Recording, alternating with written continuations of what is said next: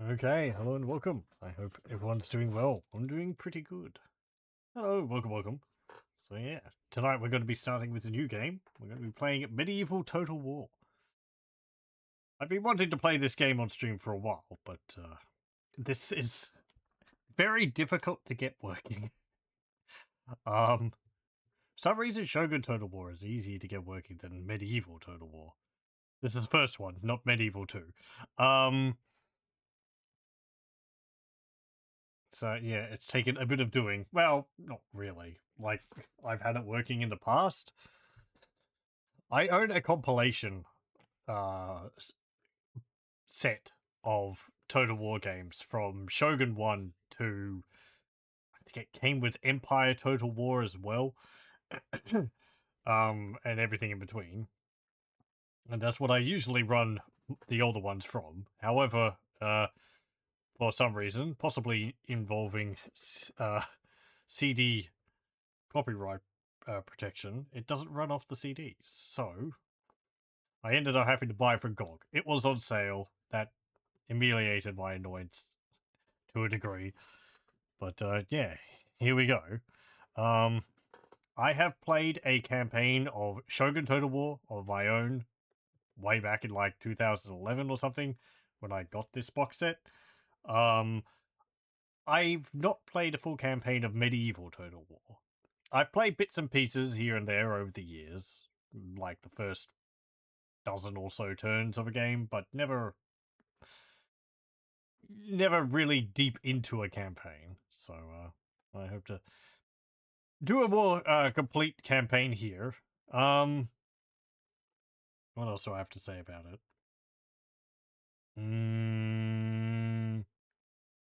I did play a demo of Medieval Total War way back before it was released, probably. I don't remember much about it, other than being very impressed by it at the time, because it was kind of impressive it ran on my computer. I think it involved some tutorial missions involving teaching you how to move your units around a battle map, and a siege with some trebuchet against a castle. That's all I remember.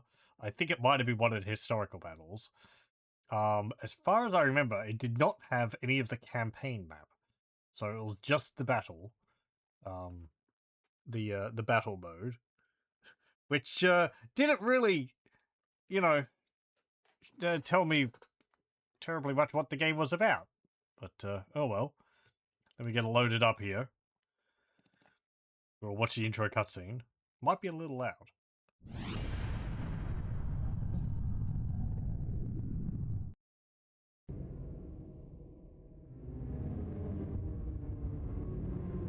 This is an age of darkness.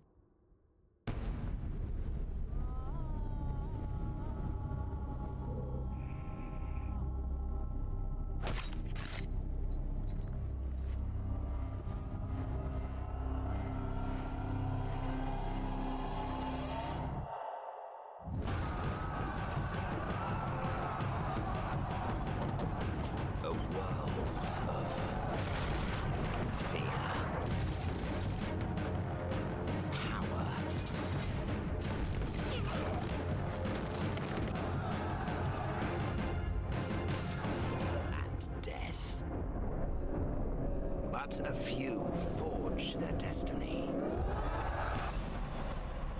Medieval Total War. Okay, let me just cut that, because last time it sort of gave issues if I let it play all the way through to loading to the main menu. There we go. As I said, this game is quite finicky. I have played a few turns in my own time to make sure everything's working, and a few battles. It didn't crash, which is good. I can't guarantee that it won't at some point in the future. Total War games tend to be quite temperamental, even now. But yeah, we're not going to be playing the tutorials. I'm familiar enough with the series, so we'll play a single-player game. Let's have a look at the historical battles. What is here? The screen may flicker, going between different modes like the campaign map and the battle map. And that's because, as far as I understand, the games are loading two separate... Well, it looks like the game's loading two separate windows. So for battles, from the campaign, so... Just having to resize my desktop whenever it does that. Tried playing this a while ago, it wasn't stable. Yeah, we'll see how far we get. Don't know which one the demo had. I want to say it was the Battle of Hastings, but it might have been another one, because it involved a castle. There's only four ones here. I felt like I played as a French, but it might have been this one? I don't know. Anyway, that's not important. There's also historical campaigns. We're just going to play a new campaign. We're going to play on normal. I'm familiar with the series quite a bit, but I don't know whether the AI will get bonuses if I play on high difficulties, like bonuses in battles, specifically. Not so much the campaign map, but, you know, I don't like having battles where the AI just have twice as many hit points, or twice as much morale, and they don't break and all that. Game's quite loud. Let me see about lowering the volume a bit.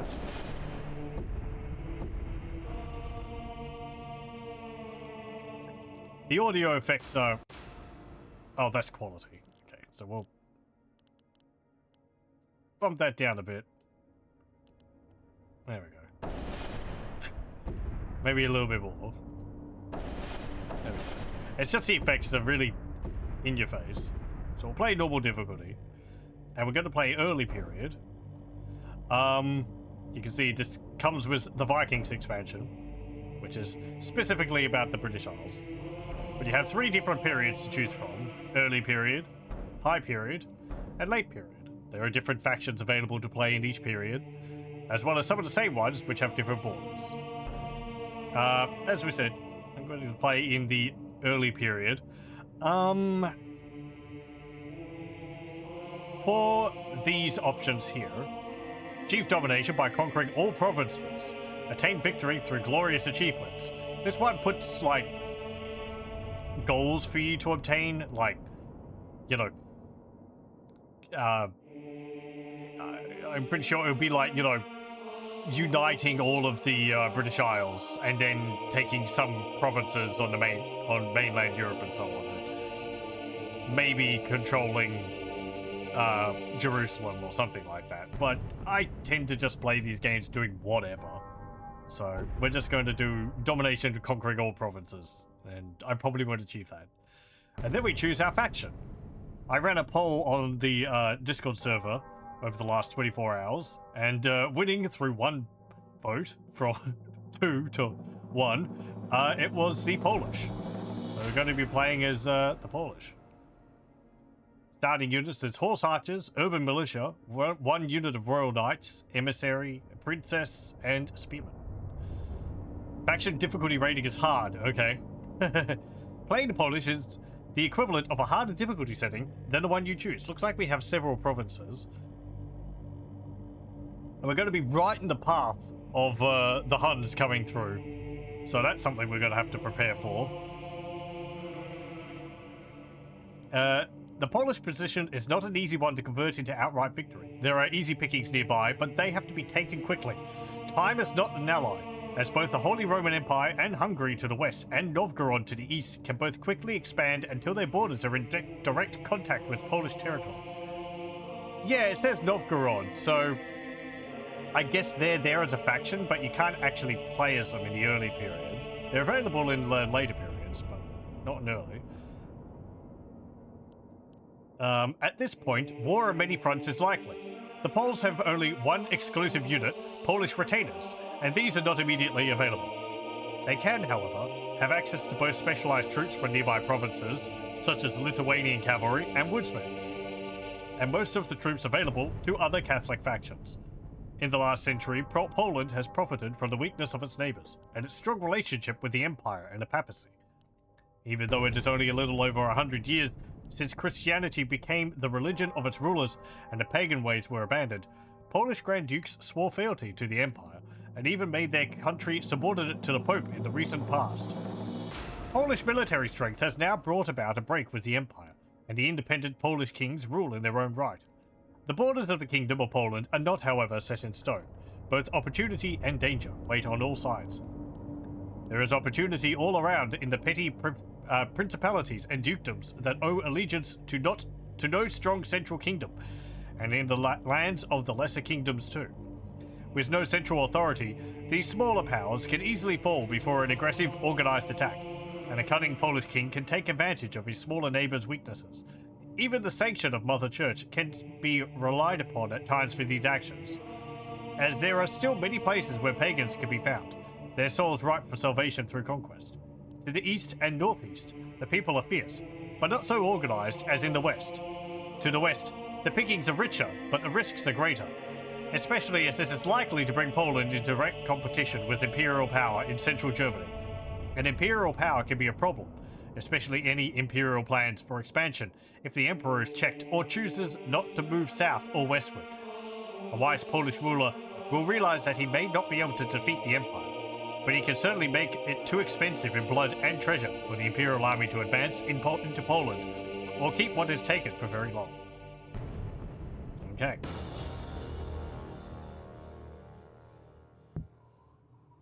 And here we go. Here is Poland. We have two provinces. Okay, I was wondering about that. It looked quite large. I thought maybe it was going to be split into two, but nope. We have two provinces. We have Poland, and we have Silesia here. So, if you're familiar with the modern Total War games, this looks quite different. This is the same as Shogun Total War. The game takes place in this kind of board game style, where each of these provinces is basically like a single square. Units in any area this is all one entire square. So you can't like sneak through by going here and then here. If you step into this region, you're going to have to contend with the forces in this region. So, yeah, it also makes defending easier because you can control, like, you know, regions in a line like this, and they have to go through your regions. They can't, like, you know, sneak around your armies to get through. So it's, it plays quite differently. And I do kind of think it's something which the more modern ones have lost over the years. Medieval 2 had a good balance, I think, with a grid-based system where you could block off passage through narrow passes and so on. It's just not as easy to do in the modern games. Yeah. If you're... Yeah, Rome is the same as Medieval 2. What else is there? You can right-click on the region. How is this readable? I've increased the resolution up to as high as it can go, which is 1980 by 1080, which does make these panels a little small. But maybe they're not too small.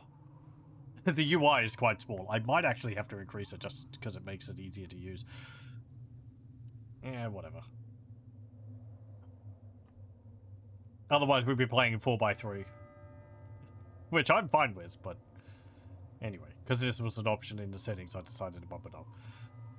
We have Poland here. We have no governor. I think we gain a governor by giving someone a title to the region, which is someone other than our king.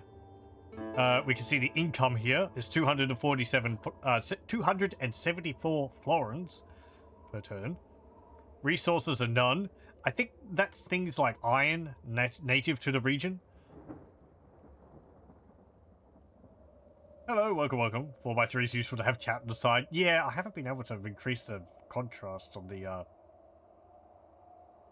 chat window at the top there. Sorry, it's difficult to read. Yeah, we're not settling for only 25% war here.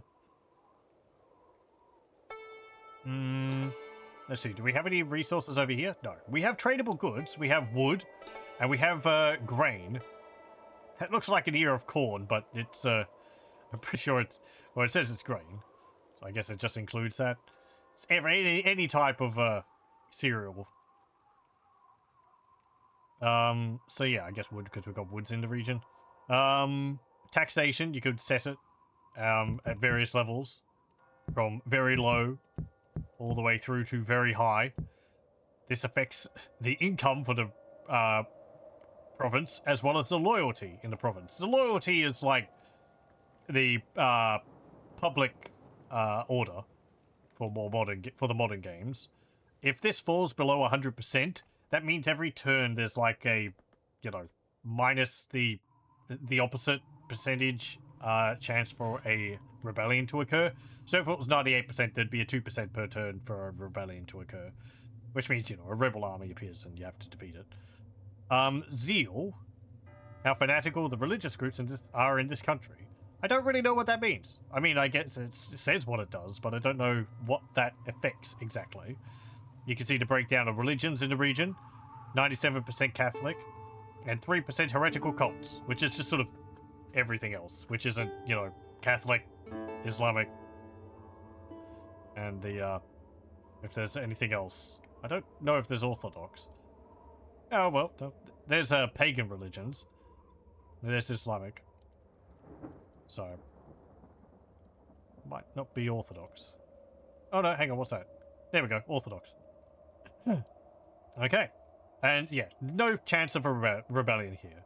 You can also see the type of region down in the bottom.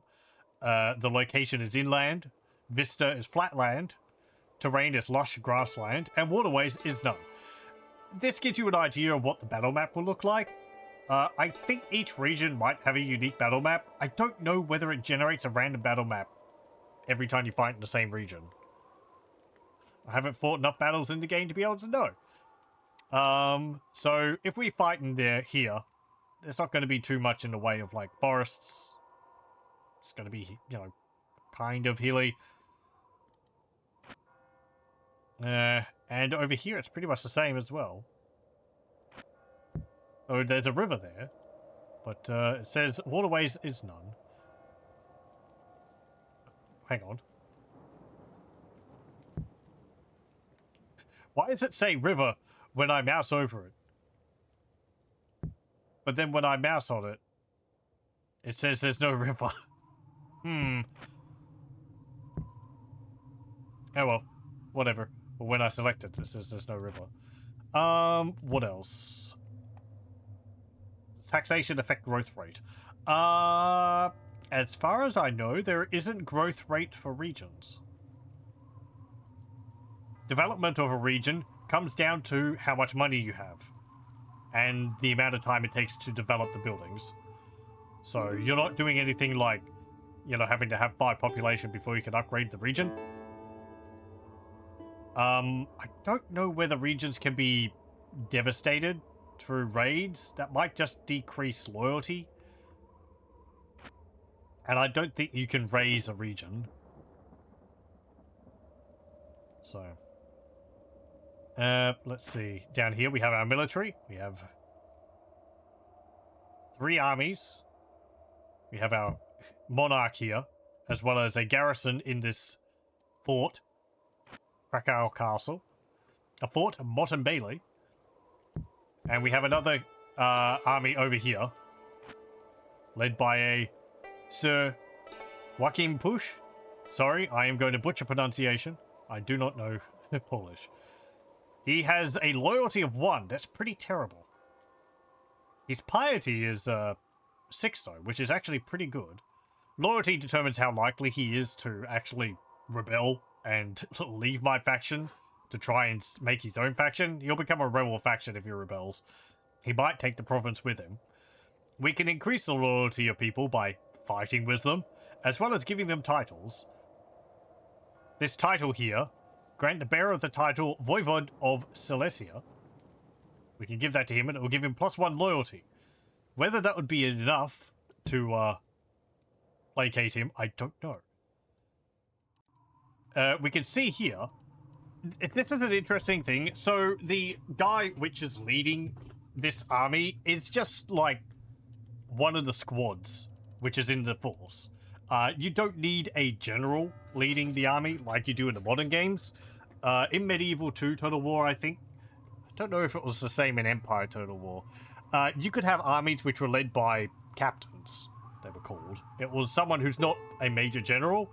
It's just, it chooses, I think, usually the first unit in the stack, in the army stack, and it would assign them as the leader for the army if they got attacked. And in this case, they're also, like, you know, they've got loyalty and piety and all that. But we can see this guy here is actually a bit better. Vaclav. He is the leader of this unit of spearmen here, as opposed to this urban militia. If I wanted to, I'd probably give him the title, because he's got higher loyalty, and he's got 2 acumen.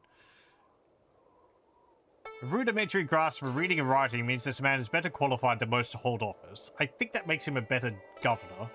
I don't know how that affects things. The other stats here, Dread. I don't know if there's the opposite of, well, Medieval 2 has 2 stats. You have Dread and you have, Chivalry, I think, or something like that. And it's like the opposite of, like, you know, Chivalry increases the leadership of your army, whereas Dread decreases the leadership of the enemy army because, you know, they're like, oh no, we're fighting against this guy. I believe you increase this by possibly being in a region with high taxes. Probably by executing captives after a fight. Looked like that in Rome 2, and if you won a big battle, it had a chance of promoting the captain to general. Yes. I think in this, we could marry one of the captains off into our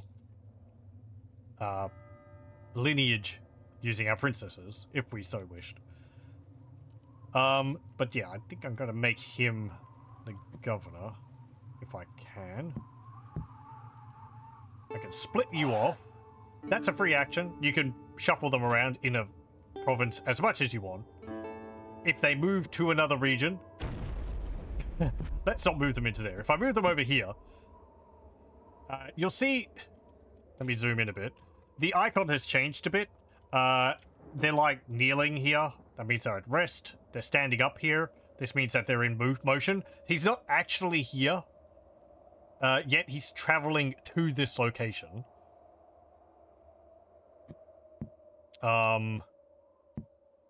Same with any of them, right? At least yeah, I'm pretty sure that's the case.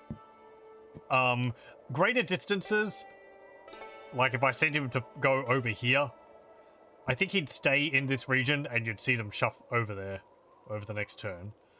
Anyway, I wanted to make this guy the governor, so you are the governor. You are Lord Orlicky.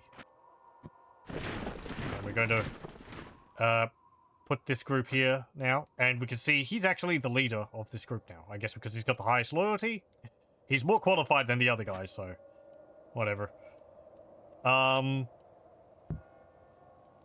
We have our general here. Well, our king, King Władysław, first. Again, sorry if I'm mispronouncing. His influence here, instead of loyalty, because he can't rebel against himself. This is how much people respect him. He's got 4 dread. That's pretty high. He's got 3 command. This affects, like, leadership of your troops, right? Like, how likely people are to break and fight for you in dire situations in combat. If you have low command, your troops are more likely to run off. He's only 31 years old. Well, I say only, but I guess that's about middle age for this period. These royal knights are extremely good for early age. Not just the fact that they're mounted, but they also have really good armor, and they've got a really devastating charge. They do have a problem with getting bogged down in combat. So you have to be careful about where you charge them. Another thing you'll see when we get to combat is that combat in this is quite a bit slower than in more modern games. What's he got? He's got vices and virtues. This is like traits. He's a mighty warrior. His reputation for skill at arms is spreading as his fighting skills improve. Plus 10 health, plus 2 valor. So he's actually a bit tougher than normal. The extra health is nice. Because your generals are in your unit, they can die during combat pretty easily. In Medieval 2 Total War, I would often have my generals die because they get countercharged, and because they're sitting at the front of a unit, they eat the charge and their health just plummets. But you have to be careful about it, right? Putting your general into combat, he could die. Plus 2 valor. I say that because, in a way, like, your general dying is less of an issue in modern games. Certainly not in Warhammer Total War. Your generals have a lot of hit points. You can chuck them into melee, and they're not going to die for quite a long time. Unless they get attacked by another general, some monster or something. But anyway. I guess I should be comparing this more to, like, Pharaoh than Warhammer, because Warhammer's quite different. But, people who have watched my videos on YouTube are probably more familiar with my videos on Warhammer 2 Total War. I haven't done any videos on, Pharaoh. Anyway, you can see support costs, that's upkeep, 65 florins per turn. Valor is 1. Don't know what that means. And he has another unit in his army. These horse archers. Which would be pretty nice. 40 units in a squad. I have this on huge unit size. 40 is as big as it gets. This guy has got 60, it says there. No, he's got 21. Because he's got himself plus 20 knights with him. So, he's in a unit of 21. I don't know if that will increase as his influence increases. Armed with bows, vulnerable to missiles, very weak attack. But they'll be very good for harassing. Horse archers are pretty powerful. Let's see. In here, our Mountain Bailey, we have a unit of spearmen. Basic spearmen, 200 in a unit. Costs 100 per turn. How much do the horse archers cost per turn? 40. That is very cheap.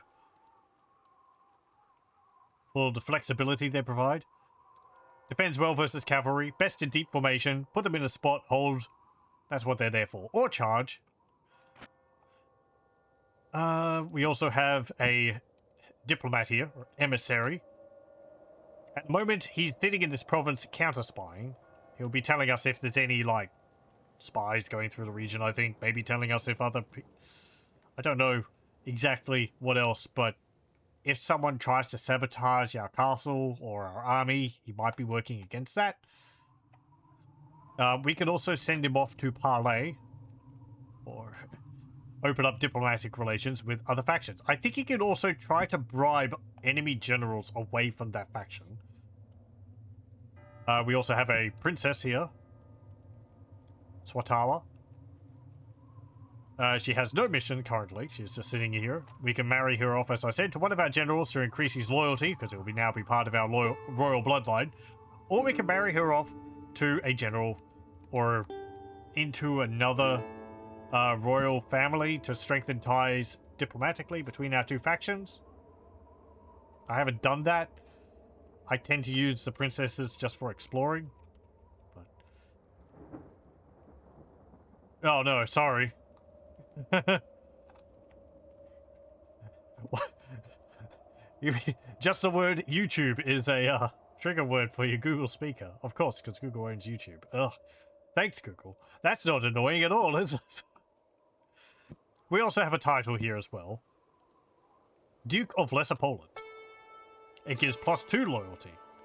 A bigger region. We don't give this to our king, because, you know, the king's the king. We could give this to this guy, which I'll probably do. There we go. Lord Jagiello. I don't know whether you can take a title from someone. I think in previous games you could. In Shogun you might have been able to. Or I might be thinking of Rome Total War. You could, like, move retainers from people. Or followers, camp followers. Anyway. He's now the Lord. It just helps with keeping control here. Speaking of which, yeah, I've got So I've got taxation on very high, because we're going to need the money. Going from that, I feel like I spend a lot of time explaining things, but there's kind of a lot of stuff to explain. Let me just keep going on. We're going to have to develop a province. We're going to keep here. I would like to get that to improve our defense. It takes 8 turns to construct a keep. But the keep is far better than the Motte and Bailey. I think it's actually got a gate on it. I think the Motte and Bailey is just a wooden wall with a fort in the middle. I know what a Motte and Bailey is, but I don't know how it's depicted in-game. A Motte and Bailey is a town with a palisade wooden wall, like you see on the map there, around it, with a crossing to a fortified hill with another wall around it and a fort on top.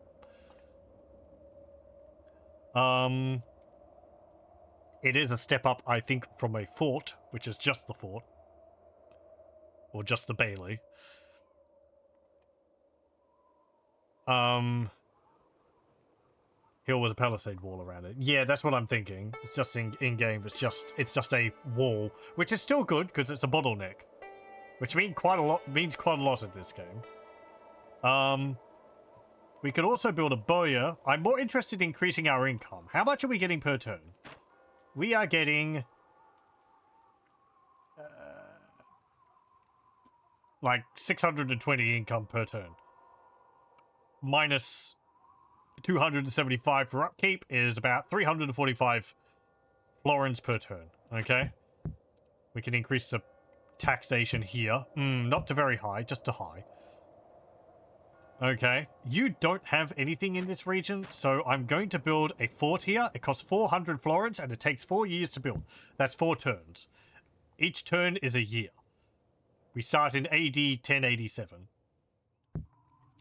In here, the easiest way to increase income in a province is to improve the farmland.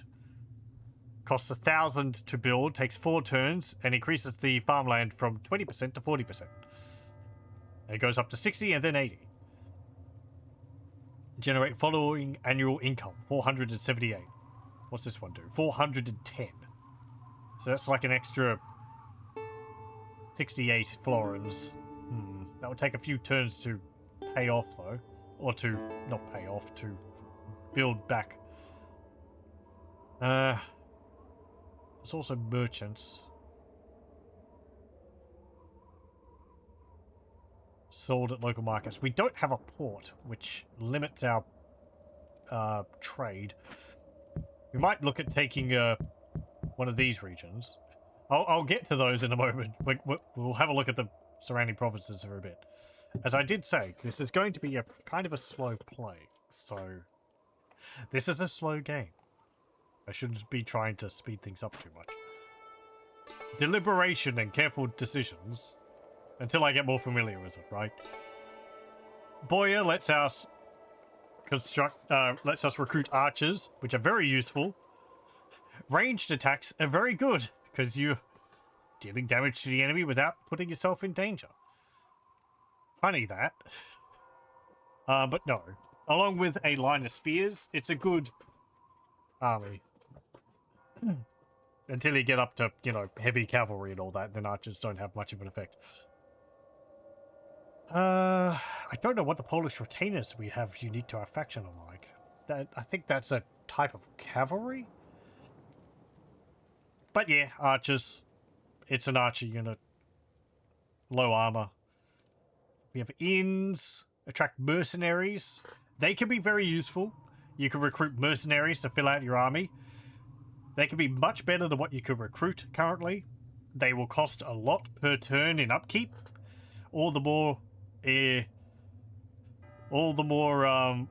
what's it called? Motivation to just throw them into combat. Dead mercenaries are mercenaries you don't have to pay.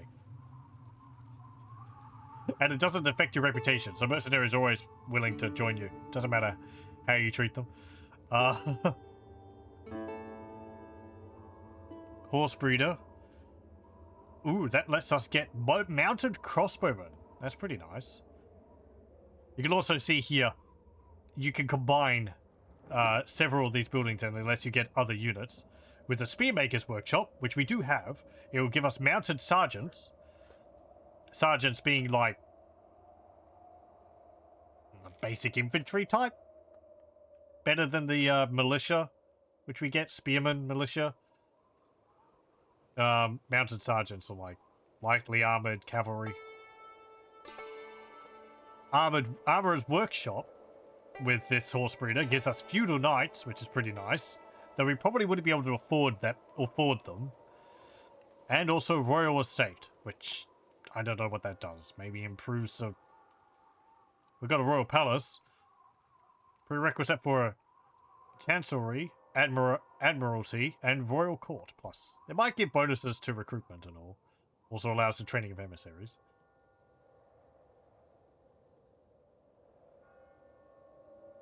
I think in this game you always have 2 layers of walls to fall back on in defense, town walls and a keep.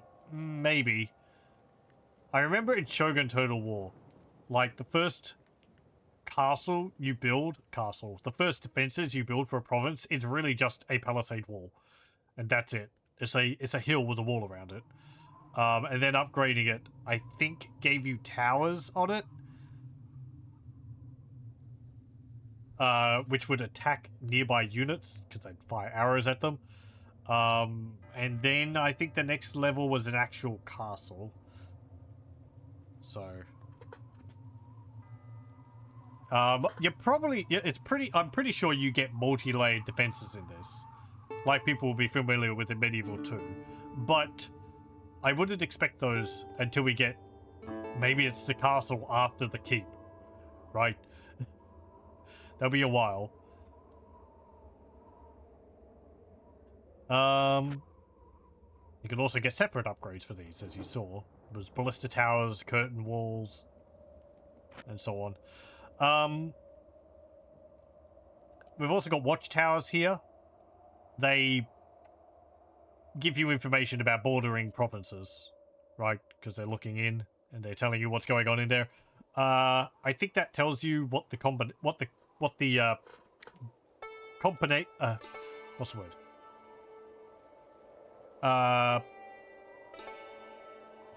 What the enemy armies are comprised of.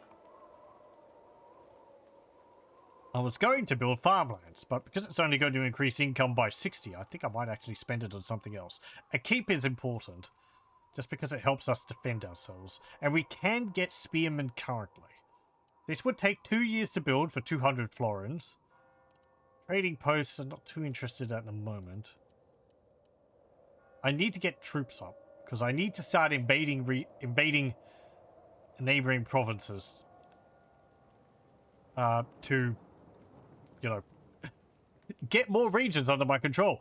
The more regions we have, the more income I have. And they're going to get taken by neighbors. We have the Holy Roman Empire right over here. And they're a big faction from the beginning. So, we also have Hungary down here. Which looks like it has 2 provinces? Hungary and Carpathia. I don't know all the regions of the Holy Roman Empire, but they got Brandenburg here, Franconia, Bohemia, probably Saxony, Bavaria, Austria, and Swabia.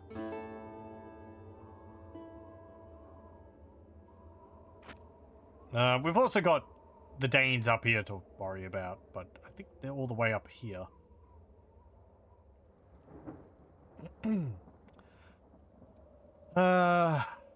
What are the resources here? Silver deposits and iron deposits. Right. That would be a good region to take. Silver. I think the resources there would let us build a silver mine and an iron mine, and I think the iron mine would increase the armor of units built recruited in that province. And I think silver mines just translates to flat income. It's also got linen there for a trade resource. You have an army in there. I can't see what that army is comprised of. There's the word I was looking for. But of course, you know, if we go to war with them, then they're going to send all their armies over to here. That's the big thing you have to worry about in this game.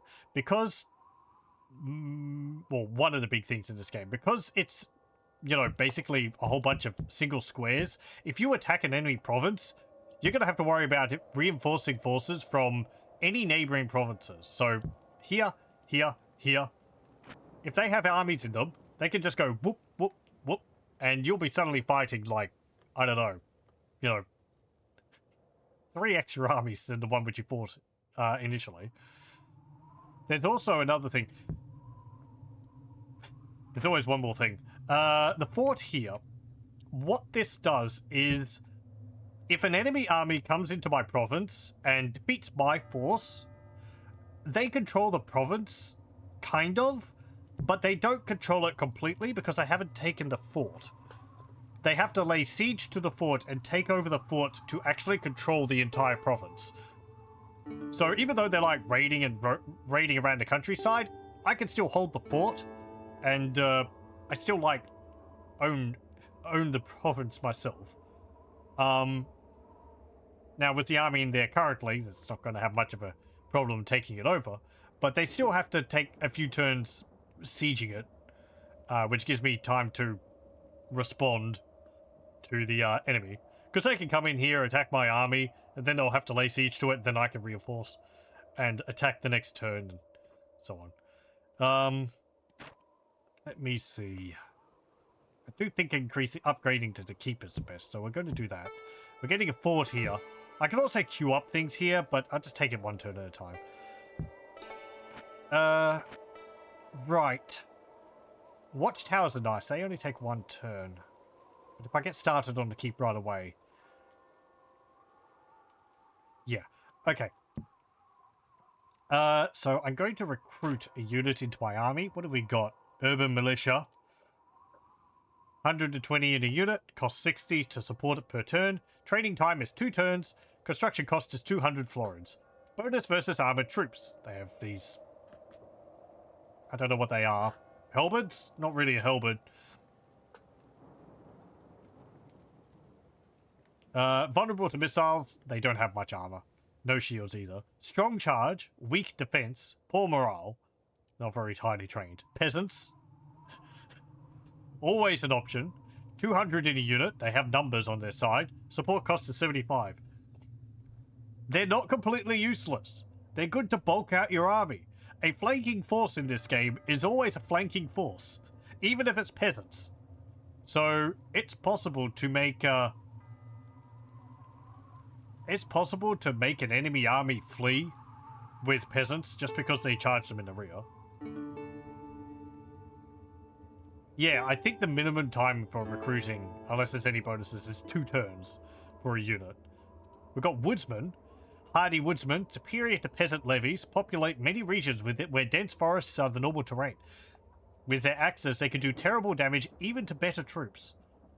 And their light armor gives them some protection. They're still peasants, of course, and can run away like any other peasantry. Yeah, the downside is they have bad morale, because they're peasants, but irresistible charge, that's pretty good. Bonus versus armored troops, their axes are good against armor. Weak defense, poor morale. Again, like shock infantry, right? Horsemen.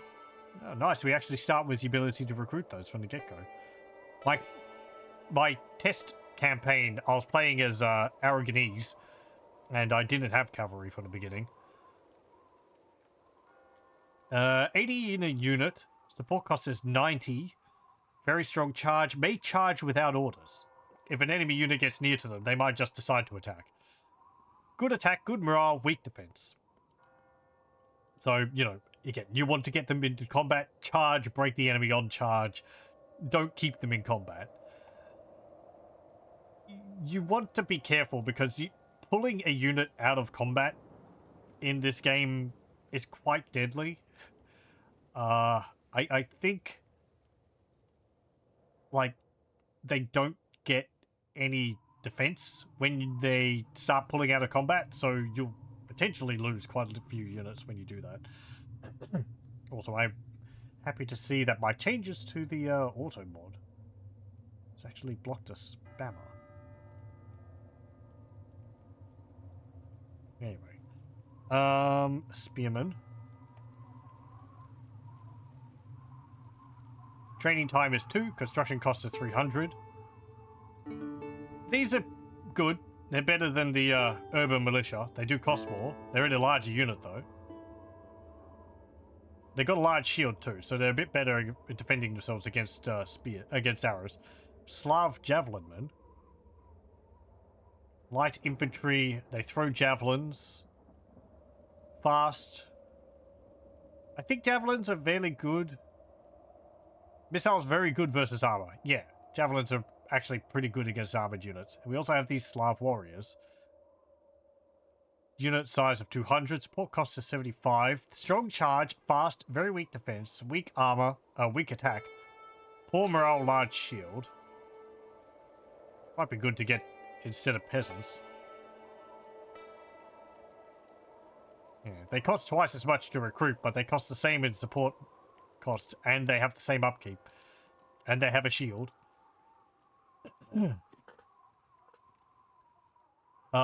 It's really like in Rome where you're playing as the Gauls, so you're just building lots of basic infantry. Conquered the entire Rome Total War map by just flooding it with peasants once. Yeah. Recruiting large units of peasants in Rome was another tactic, because you could recruit, because Rome, you were recruiting for your population. So if you recruited a unit of peasants in Rome Total War, you could recruit them in one region and then disband them in another region, and they would increase the population in another region. So you could like transfer population from one region to another that way, which would help you level up your build up your regions faster. I don't think you could do that in Medieval 2. Don't actually remember. They're very similar, so maybe.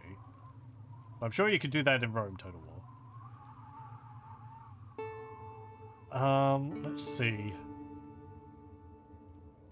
What's my army got in it? 2 units of horsemen. And we've got these... What's this? Spearmen. Right.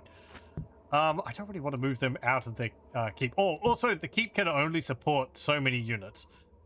It's got a max capacity of 240 infantry or 120 cavalry. So I can't fill this up to a full stack in here. So, this unit of 200 infantry in here, spearmen, that's pretty much as much as I can fit in there. That's another reason why the bigger castles are better, because you can fit more troops inside of them. Let me see. I am going to recruit probably some of the Slav warriors. Yeah. I want to recruit them into... Well, yeah. Recruit them there. I think that will just put them in the province. Right. After all that... Who's our neighbours? Pomerania. That's got salt there as a resource. Nothing in Prussia. Tradable goods is wax. Bohemia. That's got wood. Moldavia has grain. Hello, welcome. Thank you very much for the follow, Gatrin. What have these regions got? Carpathia has copper deposits, silver deposits, and iron deposits. That's pretty good. Early war against Hungary? They've got copper, and they've got iron. There is an inherent problem with fighting against, fellow Catholic factions, in that it makes the Pope ornery. And you don't want to upset the Pope. He has a habit of excommunicating you, unless you don't care about that.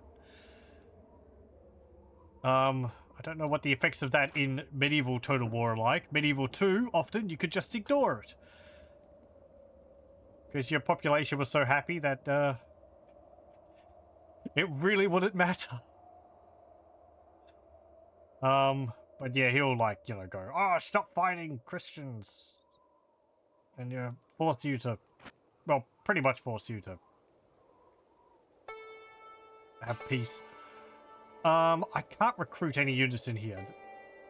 We don't have any buildings to recruit units. I need the fort to be able to build a spearman. What's it called? Spearmaker. So, if it's not going to be Poland, if I want to wait on that, what have I got? I've got this and that. You've got basically nothing there. That's like, what, a unit of one? No, oh, no, I might just not be able to see what they've got. That's like a unit of one there. Maybe another unit of one in there. What's your diplomatic relations?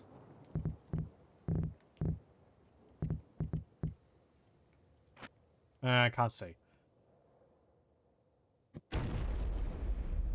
No. Okay, I thought that would pop up with, like, who their allies are. Let me make a save. Since I just remembered.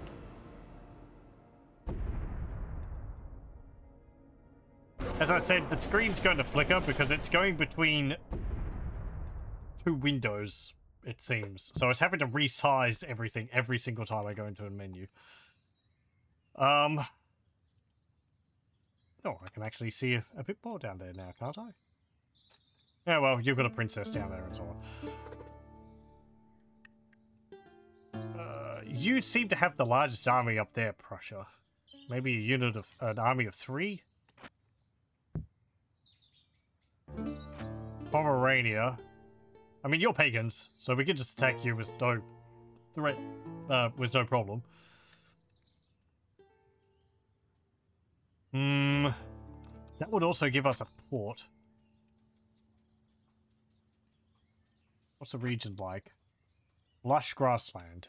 I think that means it's also very good for farms.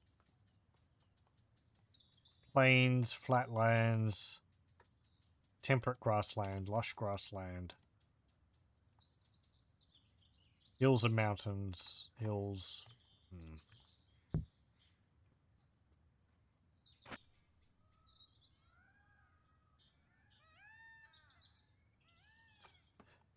Thank you, peacocks. What about over here? As I mentioned earlier, we're going to have to worry about the Huns. I don't know what turn they appear. That's going to be fun. What's all the region up here we've got? Lithuania, Livonia, Novgorod. That's where they start, I guess. Smolensk, Chernigov, Finland, Muscovy, Ryazan.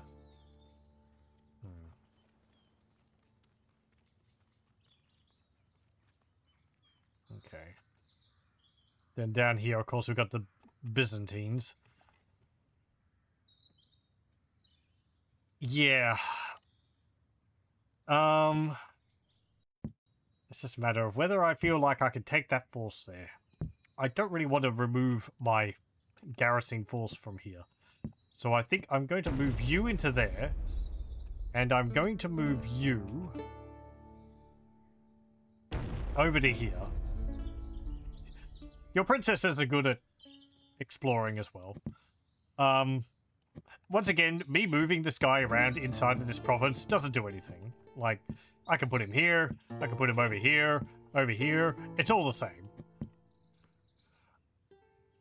What's this? Subterfuge. Yeah, that's fine. And heirs.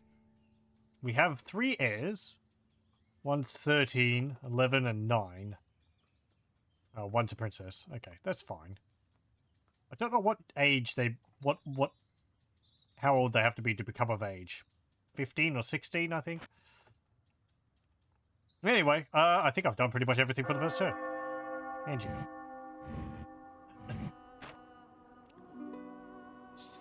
Lord Jagiello gets a secret perversion. Great. Delightful.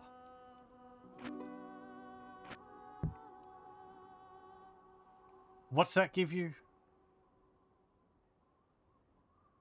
Right, okay. Apparently it's done nothing to him so far because he's been able to keep it a secret. It'll probably get worse. And it'll probably lower his leadership. Or his, you know, command or something.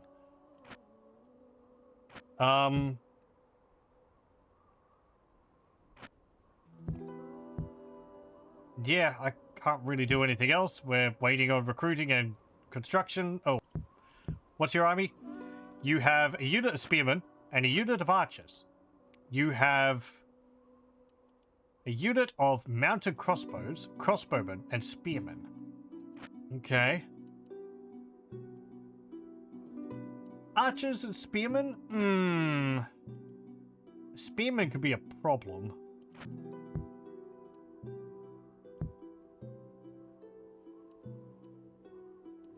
Actually, I should have moved you over and combined them. Yeah, see, I can't combine him because he's, like, traveling to this province. When he's in the province, then I can combine him. I could have you both move into there. And I think that would take the same amount of turns. Well,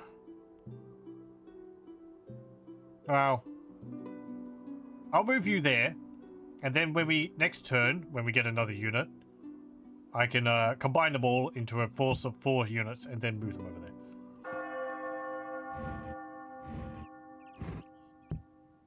Okay.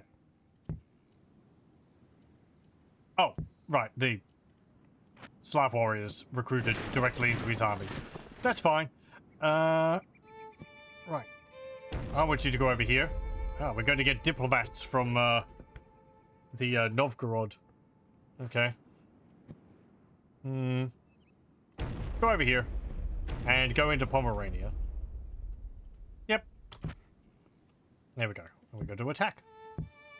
I'm going to continue recruiting units. What's our profits? 291.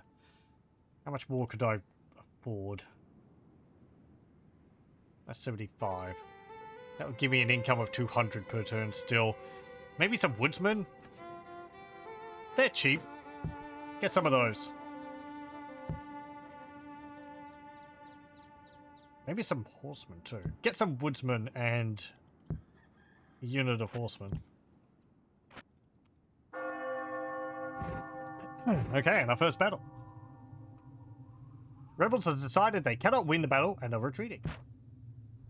You have taken control of the province from the rebels. Now control the province, but may need to maintain a garrison to ensure the loyalty of the local population. Nice. We won it with. We took the region without a fight. Germans are considered to be the strongest military might. Yeah. It calls the Holy Roman Empire the Germans. Whatever. And heir matures. Prince Władysław. We have another general now. I guess he's 15 years old or something. True Cross found. Truly, this is a remarkable event, as a piece of the True Cross on which our Lord redeemed the world has come into the possession of the Paris Cathedral. It is now in a place of honor, and has made this a place of in holy pilgrimage. Catholic zeal has been increased across the whole of France. We got a baby. And Prince Władysław, because he's come of age, has got a vice or virtue. He is a materialist.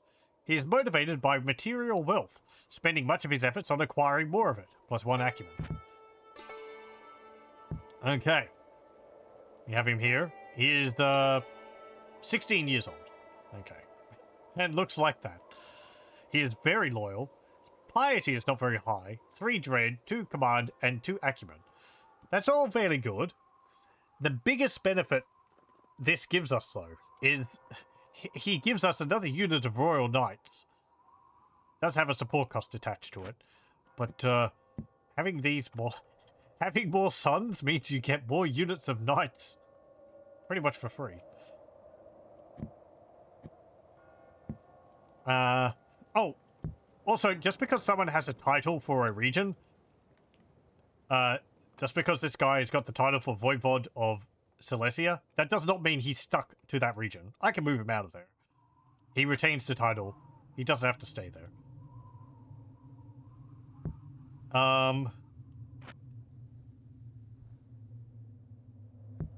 We get this Duke of Pomerania, which gives +1 loyalty and +1 command. Oh, and the rebel army is actually completely gone. That's nice. The loyalty in the region is very low. Look at that, 44%. We're gonna have to stay here and maintain it. We can build a salt mine. Generates 26 florins per turn. Costs 250 to build it and 2 turns to build it. So it'll take, I think, like, what? 10 turns to generate the money back a bit? If we build a fort, that would be good. We could also build a port, but I think I want a fort first.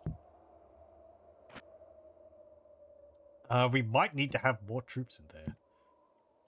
Because that province is only on 45 loyalty. Because we're all pagans. We have to convert them. Starting to go up. I've also lowered the taxation. We're still getting some taxation from it. You can't... Like... You can't not tax a province. But, I can lower it to try and prevent it from rebelling.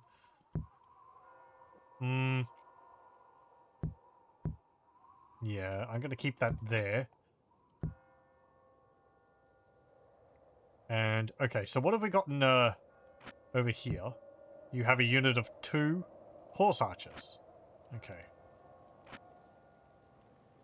You have wood. Yeah, okay.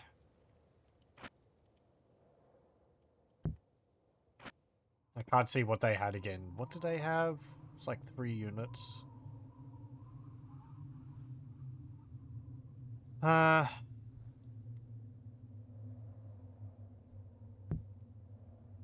Well, we're kind of focused on taking control of this province, so that's fine. No, they rebelled. Oh, that's problematic. I think they got quite a large army there. Alliances. The Italians are asking us to become an ally. The Italians are down here, I think. Or is that... Well, that's Vienna. Or Venice. Don't know if they're down here. Anyway. I mean, yeah, sure. Okay. Rebels, I know. And I see the... Oh dear, bit of a problem. The rebel army is spawned with quite a large force. 4 urban militia, 1 Slav warriors, and 1 unit of archers. That's not fantastic. The peasants in this province are revolting. This army is gathering here and will attack at the end of this year.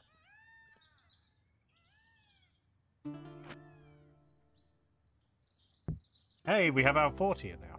Very good. Build farmland. We don't have any farmland, so the income this will generate will just be, well, you know, 275 income per turn. That's quite a bit. Our woodsman here.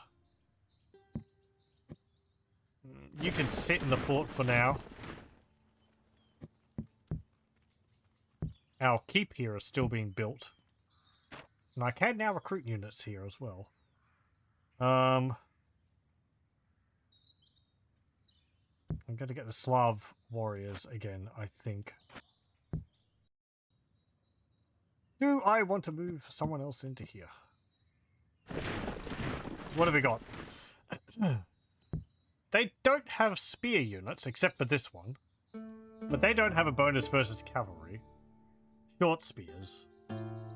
So don't... Yeah. These guys... Bonus versus armored troops, which we don't really have. Vulnerable to missiles, which we have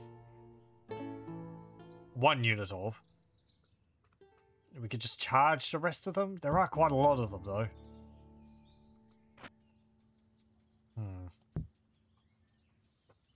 I would be more comfortable fighting against them. There's more troops. Why do you only have 39? 40 troops in your unit.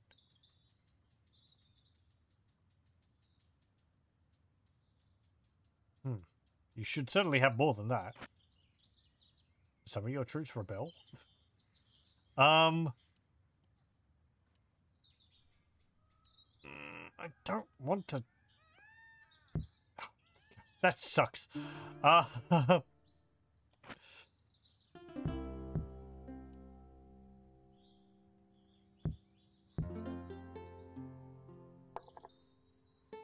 Let me see. If I move you out of here, move you over to there. I'm just gonna move all these guys over here. And, they're all gonna join in on the fight.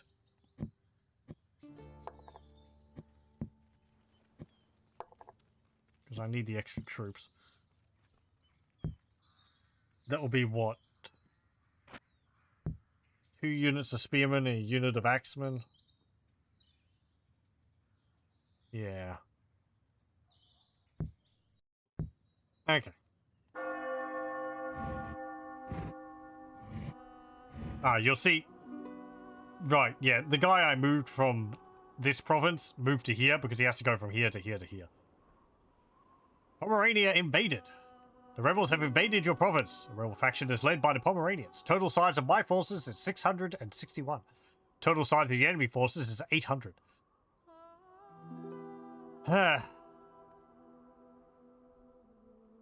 Again, we have quite a good position with cavalry. They don't.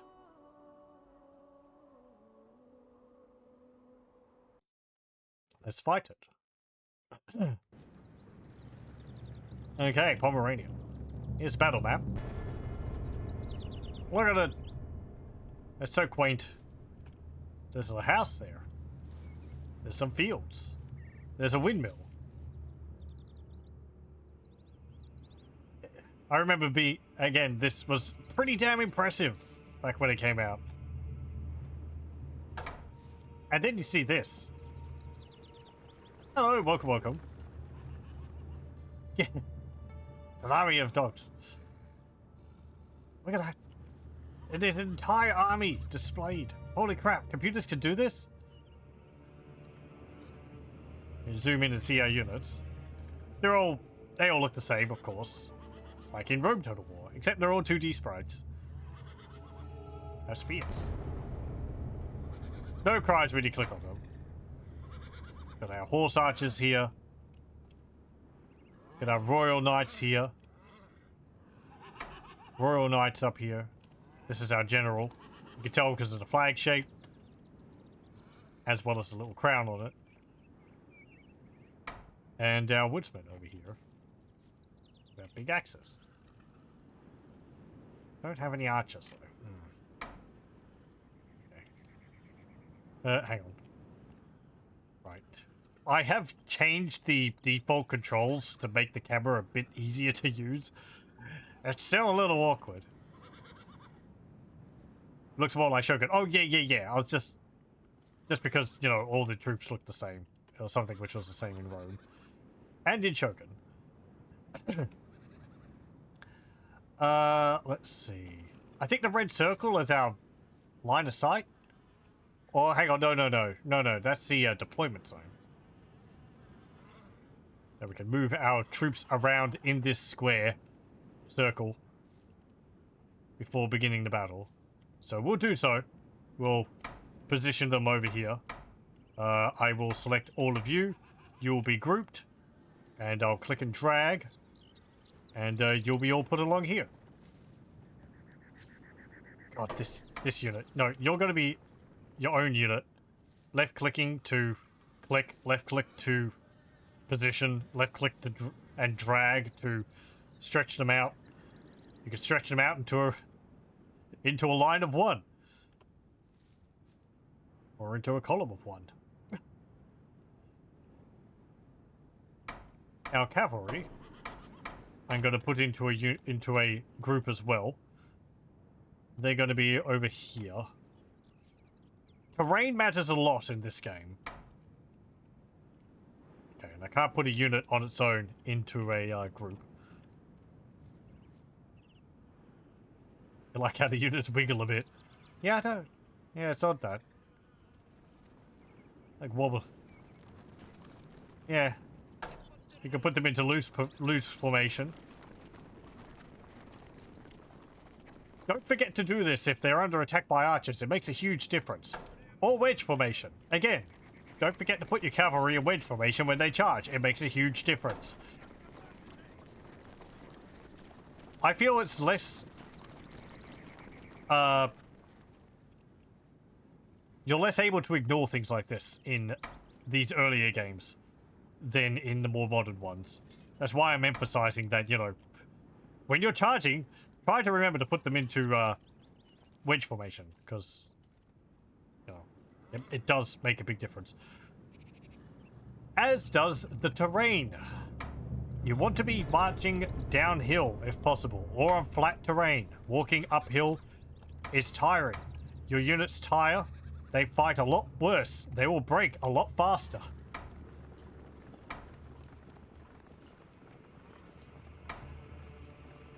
It's a bit difficult to tell when I have a unit selected. The flag bobs a bit.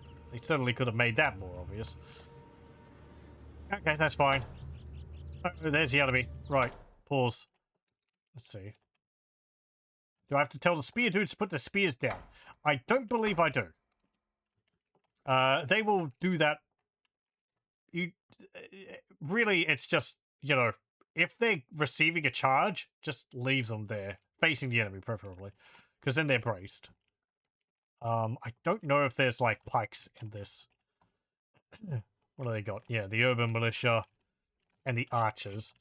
Okay. I do want to get rid of those archers. You're going to go over here. You're going to march up.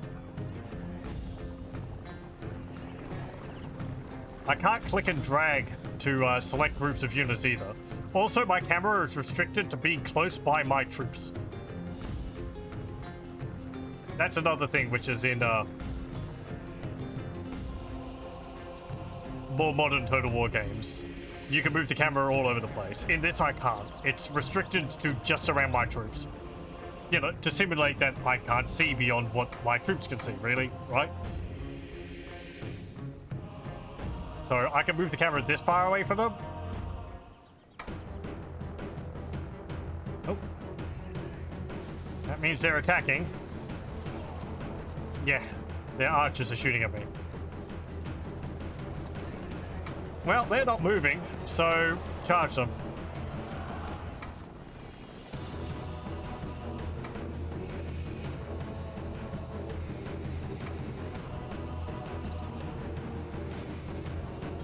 Cavalry around the flank. Now, these guys aren't really good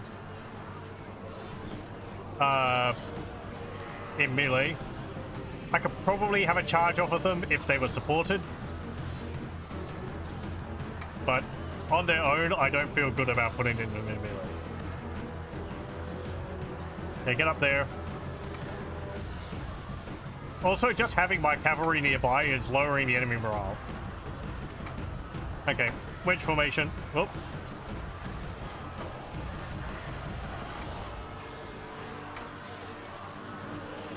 The enemy general is dead. Haha! A blackguard gone to his deserved grave.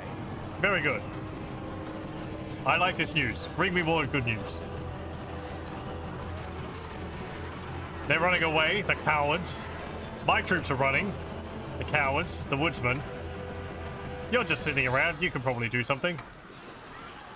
With their general dead, their morale plummets.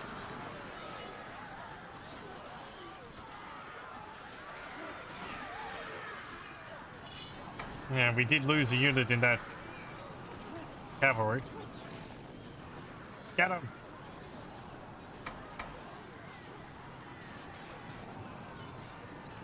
Hang on, I need to, angle the camera down. Ugh. Yeah, as I said, morale makes a huge difference in this game.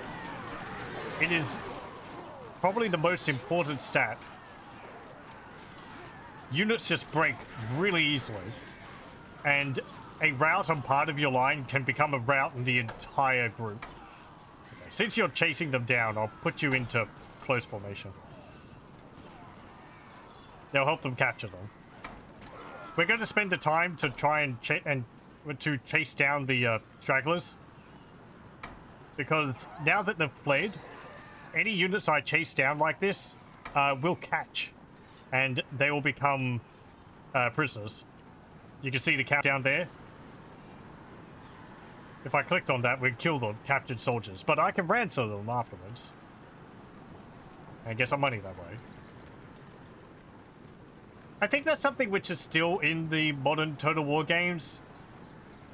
But, like, I think how many troops you capture, it's not displayed as readily. I think it affects, like, how much you can replenish your numbers after a battle. Okay, you can see also these cavalry units, even through that little bit of fighting and the running around they've been doing since, are already tired. So, the horse archers are quite fresh, but the Royal Knights, because they're armored, they're quite tired. So, there might be times in battles I just want to have a unit sit there and do nothing.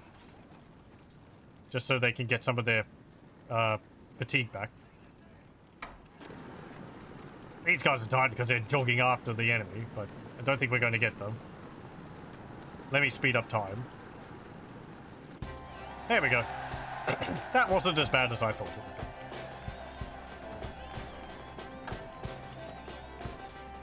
Royal Knights, our king gets 1 valor. As well as our other 2 Royal Knights, Prince Casimir and Prince Władysław.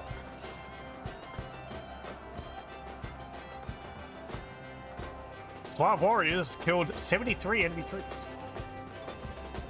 They took 179 enemy troops. They lost 85 of their own. Okay, that's fine. Infamous Warhammer tactic of eating prisoners to regain units. Yeah, it's a little odd. You've captured a number of rebels. Their lands have been confiscated, but now you must decide their fate. Number of men captured, 602. Nobles captured is 1. That would be their leader, their general. Tancred Blankberg. Value of confiscated lands, 1,223. Execute them all. Execute the ringleaders. Release them all. Well, I don't know. I guess I can leave this up to chat. What should we do with these rebels who rebelled against my rightful rule? If I release them, they'd probably look a bit more... They might look favorably on me. And, however, if I execute them all, that'd probably certainly put the boot down and help me maintain control of the province.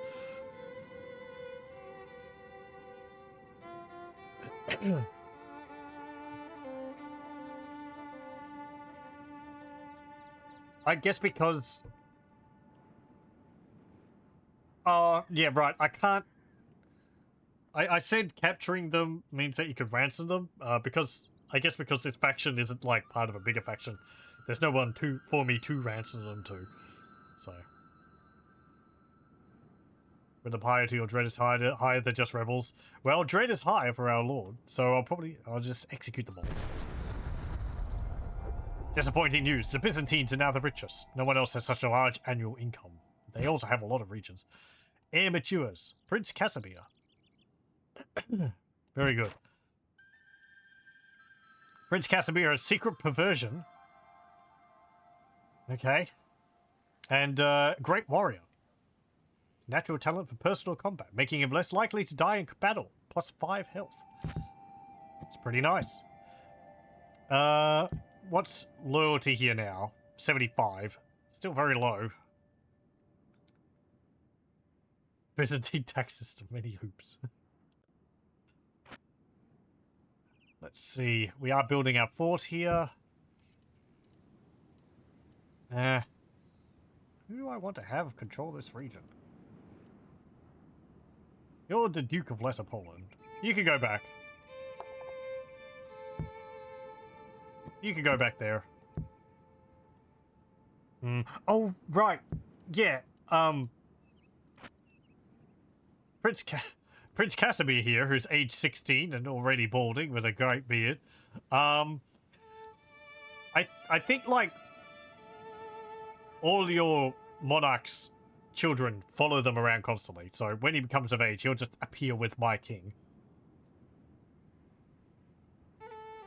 Rather than, like, you know, appearing back at the capital.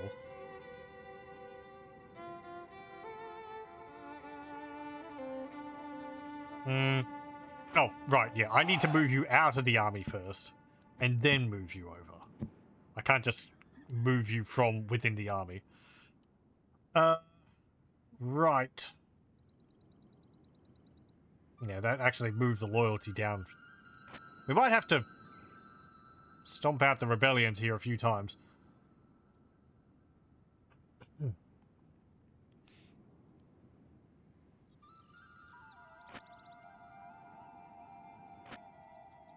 What are we doing there? Recruiting and that. That's fine. You... I'm going to give you the title. There we go.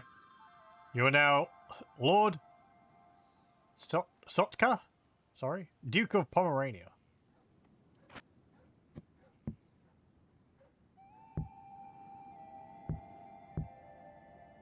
Okay, we'll end turn. Will we have another rebellion?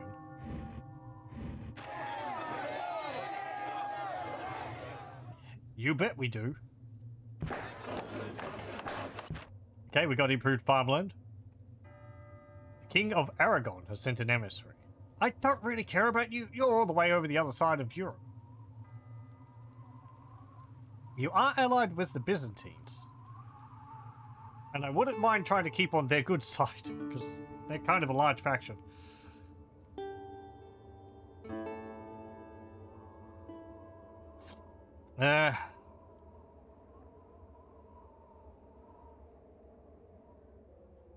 Whatever. Usually I think I'd turn them down just because having agreements would get you dragged into other other wars. But, whatever. You hop out of there. You hop in there. Right, you...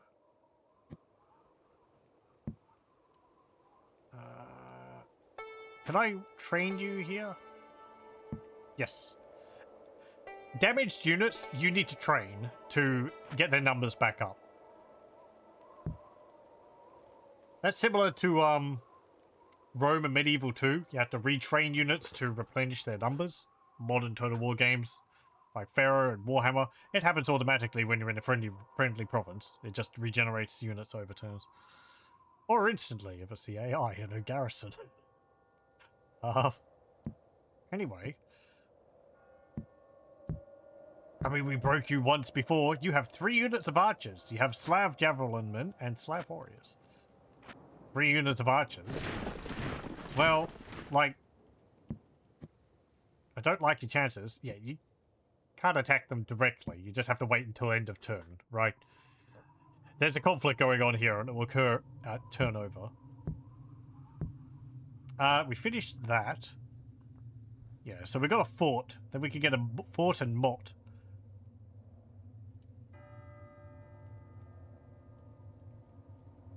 Or I can go to a keep.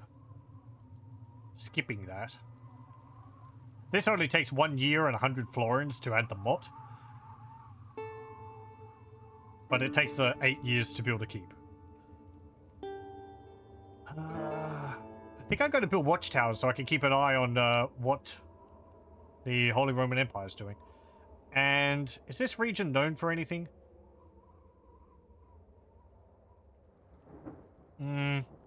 I can increase the taxes there.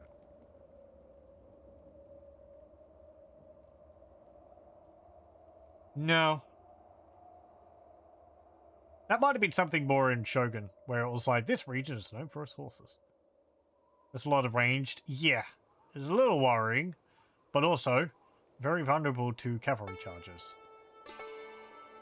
You don't want your archers to get caught by basically anything. I think they have like a dagger to defend themselves with.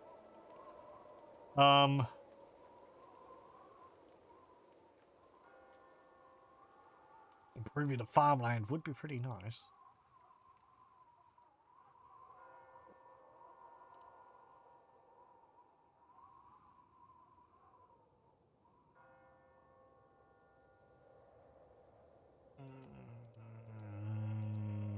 However, a town watch would also let me start recruiting more troops. Then I'd have 2 regions I could recruit units from.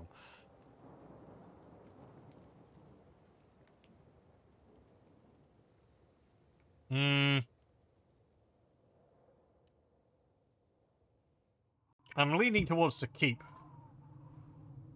Because I think defending our borders is going to be important. Our enemies have more regions, so they can build up armies faster than I can. So defending what we've got is important. Use special regions to give bonuses to unit Denmark, for example. Okay. Good. Ah, yeah, here we go. Yeah. Historically, Saxony was famous for its Gothic knights. Units of this type trained here on +1 valor bonus. Yeah.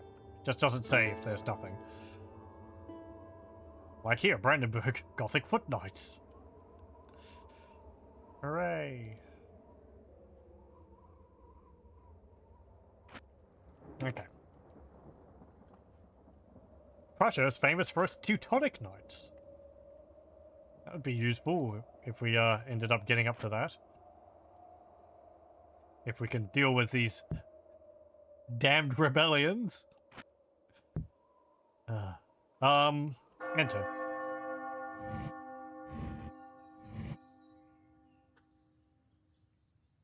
I'm going to play all the battles because I don't trust the AI.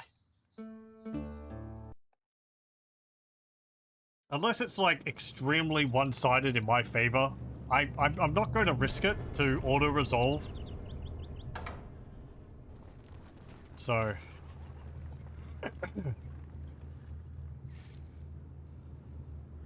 okay, let's see. This does look like a different map. Yeah, okay. Come on, cavalry. No, it's not right-click, you dingus. There we go. Right-click wasn't invented yet. These guys are really badly injured. 40, 45, 115. What happened to your numbers, men? I mean, I guess they died, but...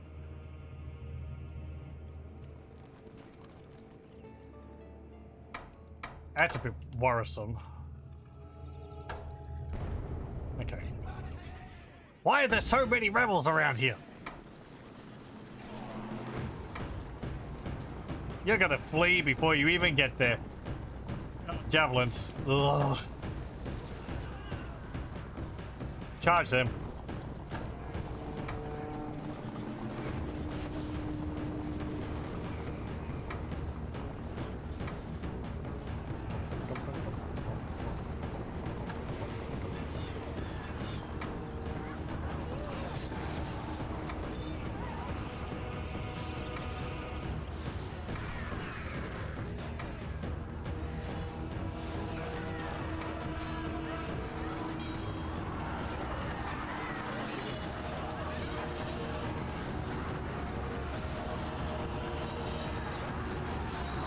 Moving through forests is slower, and I think your units fight worse when they're fighting in forests.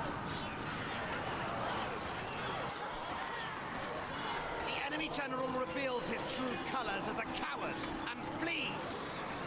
Of course. What other option does he have? We've lost quite a lot of our horse archers. That's not great. I'd rather like those. Okay. Good, they're all fleeing. We are taking quite a few casualties here, though. Oh man, geez, yeah, 13 down. Ugh.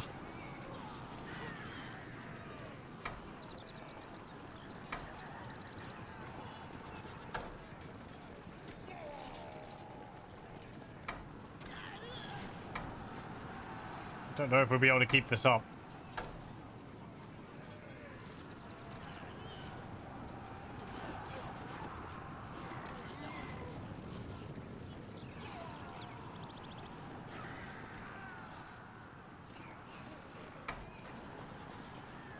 I would prefer not to lose my general.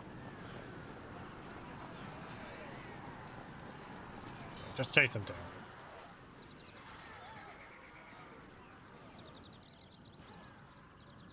Hey, I said... yeah, whatever.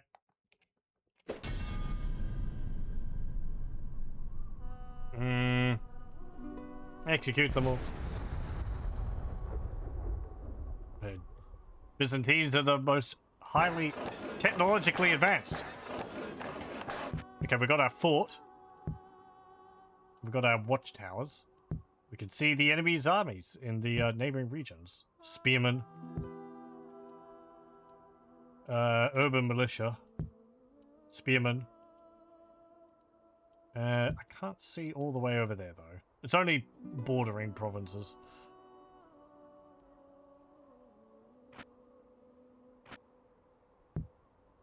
Okay.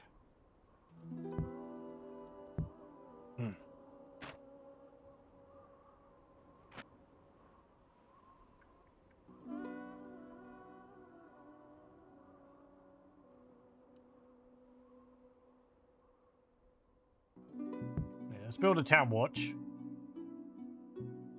I think that will improve public order. And my units are getting damaged. Can I train you up? No facilities. Right, yeah, we can only train units we can recruit here.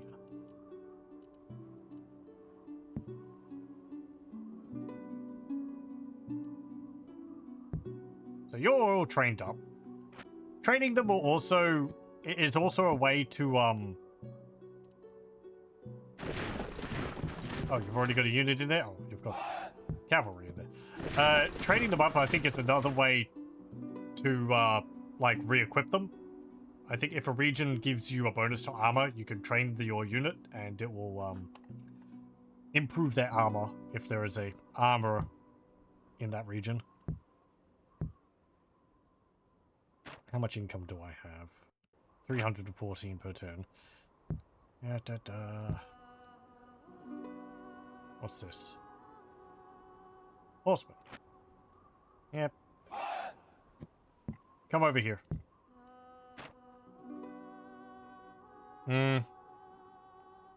Get some more of them. And some more of them.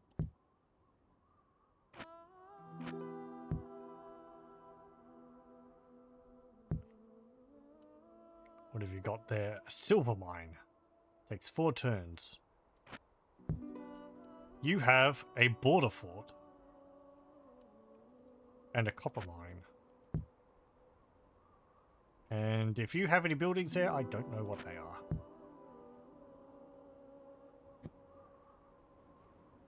I'm going to move you down to there. I'm going to move you into there.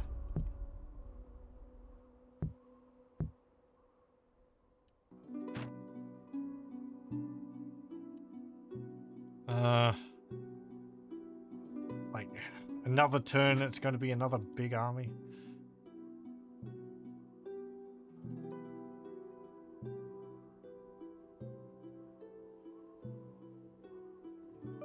It's only 23% chance.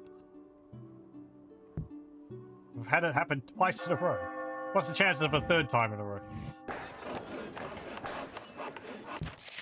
Keeps constructed. Oh. The Pope has convened a council at the town of Clermont and preached a mighty sermon calling upon all the faithful to come to the defense of Christianity and to recapture the holy city of Jerusalem. Many listening gave vows on the spot to undertake these holy tasks. Great. Okay. Spain has sent an emissary.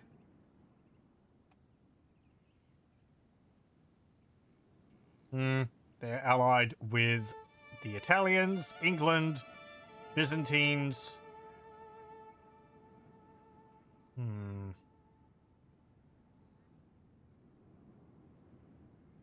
Hello, welcome, welcome. Thank you very much for the follow.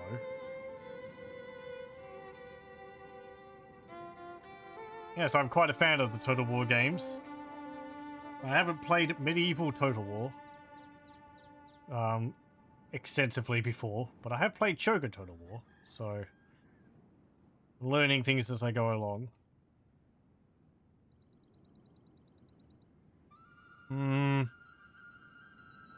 mean, again, you're on the other side of Europe. I don't particularly care.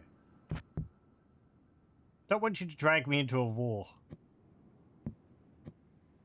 Okay, and no rebellion. Hooray, good. We did retrain these dudes. What are you guys? Duke of Pomerania. Right, yeah. You could just sit in there. Can't repair, retrain either of those units. What's loyalty here? 94%. That's even better. I will recruit another unit of these. Our income 261. Haven't recruited these yet. How much do these cost? 75. 75, 70, 150. Right, yeah. Yeah, these old games that require you to use some math. Hooray. Crusade in this economy? I know. I can't afford to go on crusade. It's a bit worrisome because I think they expect you to go on the crusade, and your own population expects you to go on the crusade. So if you don't, or it ends before you pledge troops to it, at least in Medieval 2, people get upset. So it's like, oh, it's a crusade. It's like, oh, great, I'm gonna have to send my lord off to the middle of nowhere.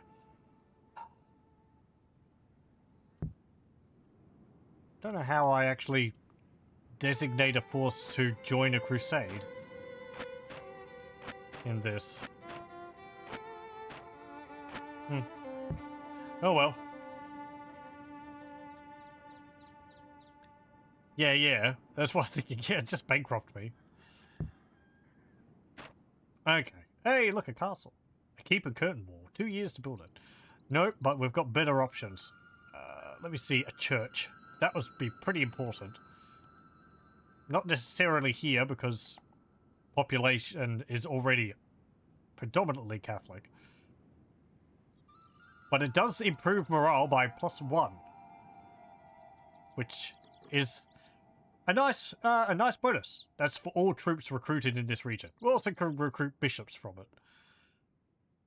If it's like Medieval 2, having bishops, they can end up possibly becoming cardinals. I don't know if that's a thing in this game.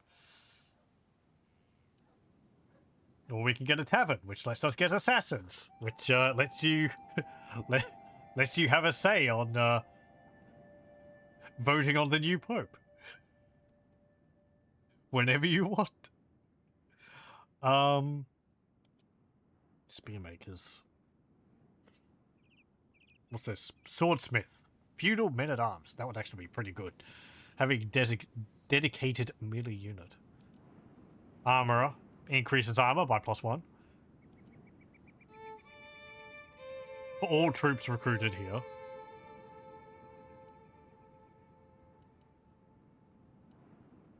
Yeah, that's not that much, I think. Feudal sergeants and armored spearmen.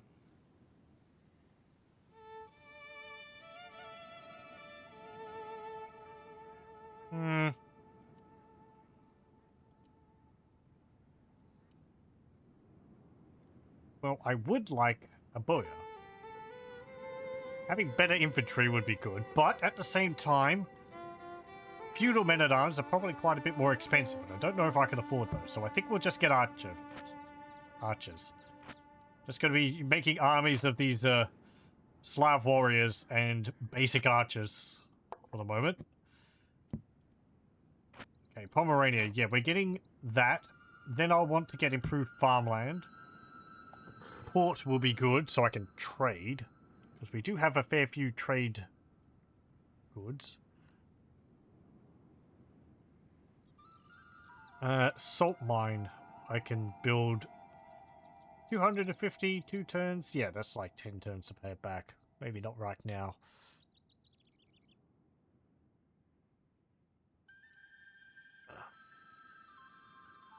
They're building a dock, I think.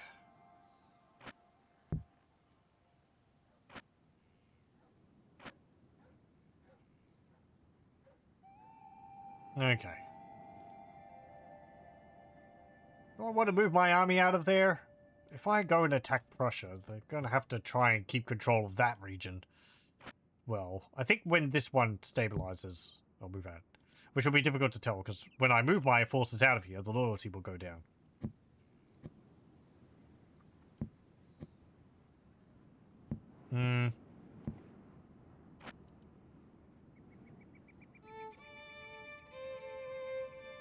I would like to train up my dudes again. 92. 90. 82. I mean, if they rebel, then I can just move my forces back.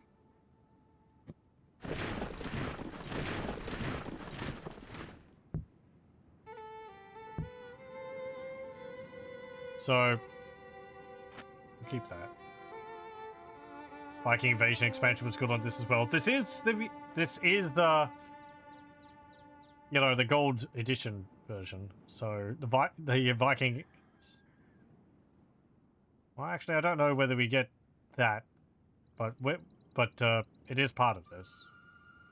I don't know if that builds into the base campaign. Does it have Viking warriors to their armies?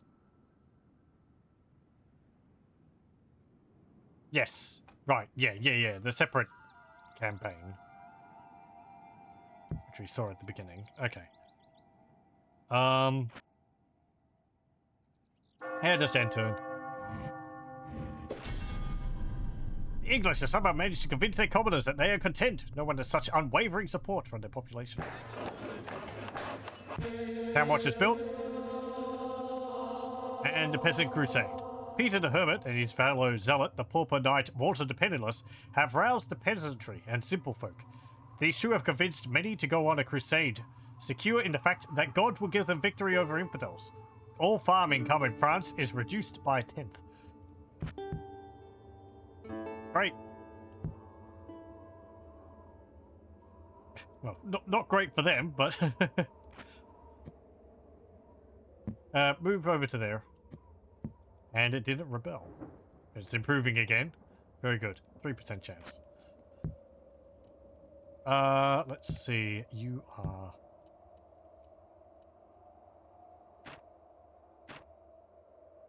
Now, right, I can't train them up because I don't have the recruitment facility for them. In some cases, it might just be better to disband them and recruit new ones, but... Units, I believe, get experience as well, so you don't necessarily want to just throw experienced units away. I think they get little chevrons on them.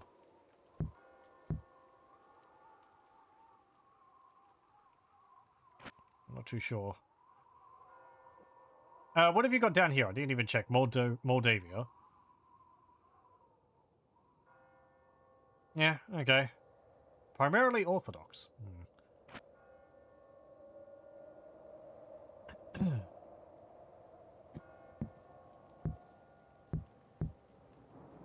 Okay, what's my income again? 111.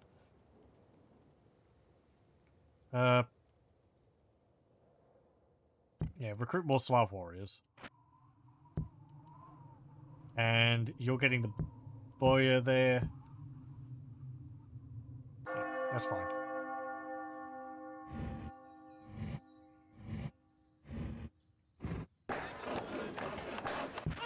We got a boy. We have another baby. And the Casper Adaminsk Adamezic, sorry, has got materialist. Who's that? They're all my princes.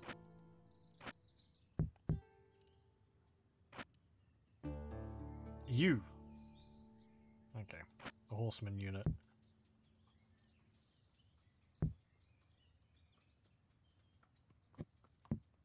No, I want you to move over to there. It remembers where you're wanting to move them, but if you pick them up and move them, then they'll stay there. So you have to tell them to move on again. Again, you can tell whether a unit's moving by the stance of the guy on the little, you know, on the piece. If he's kneeling, they're staying still. If he's up, he's walking somewhere.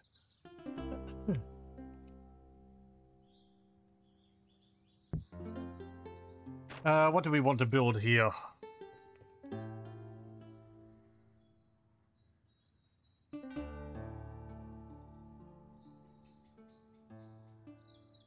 I think I'll get a church. That will let me build bishops, and then I can send a bishop to Pomerania to increase the speed at which they convert to Christianity. You can preach in the countryside to them.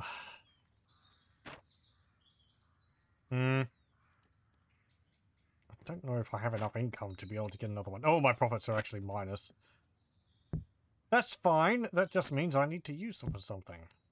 Rather than having them sitting around.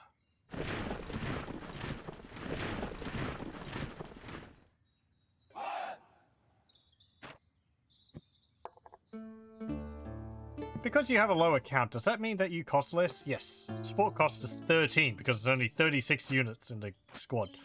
I think that's actually something which is different in more modern ones. The upkeep cost for a unit is always the same, regardless of how many units are in the squad.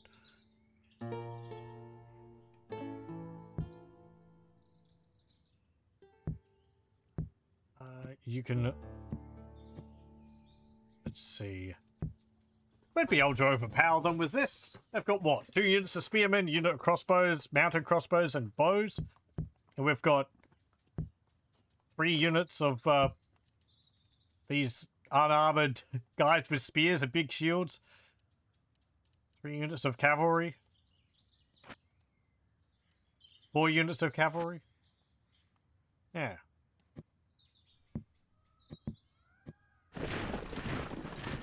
Combine our forces into a mighty troop and march over into Prussia.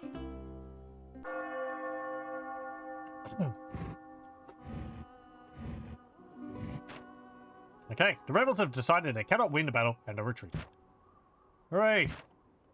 Easy. Disappointing news. Germans are considered to be the strongest. Marriage proposal. Emissary from the Holy Roman Empire brings a proposal of marriage between our princess and their royal line. Such marriages seal a ceasefire or alliance. But if your link is eliminated, this may gain some claim to your lands. I think it works the other way as well.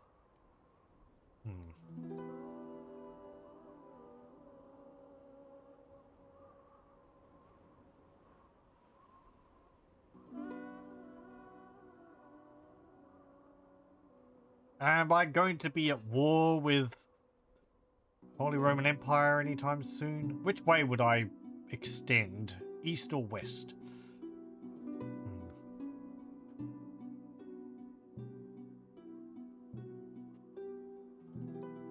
You're not at war with anyone. You don't actually have any allies either.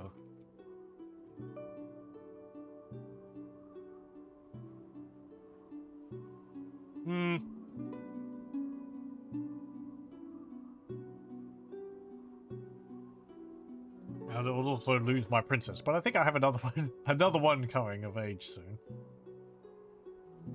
Yeah, sure.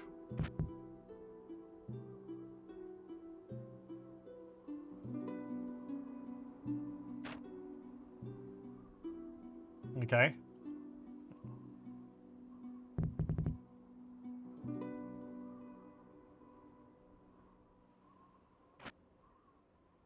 Let's see.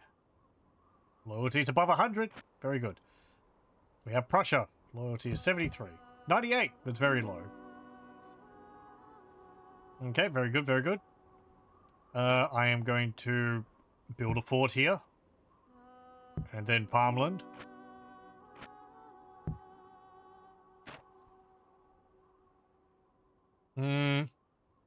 Here, my income's still negative, isn't it? Yes, but only slightly. We've got 6,755 florins, so I'm not worried about that. That's going to take 4 turns to recruit, to build. You can see there's a little, like, dark on it, and it disappears in sections, depending on how many turns. It's a little hard to see. This is half done. That's not started. And this one's a quarter done. I do have this, Duke of Prussia. Who do I want to give that to?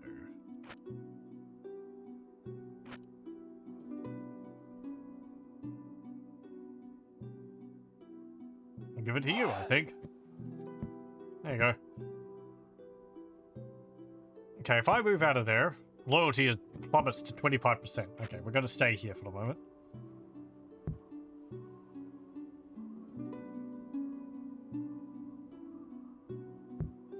Probably move down to here. Bohemia next. We can also see Lithuania up here. The rebel force there. Tradable goods is wood, hides, and butter. Also all orthodox. Famous for its woodsman. Trained here gained a +1 valor bonus for woodsman. It's not amazingly useful. Also, that army there is getting pretty large.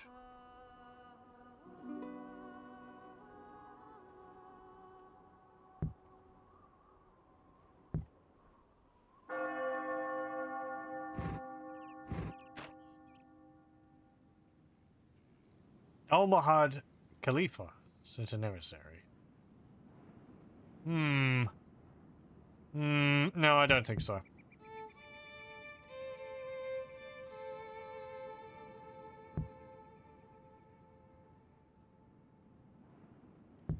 Who are you? Ah, you're a priest. You're targeting my king. Okay.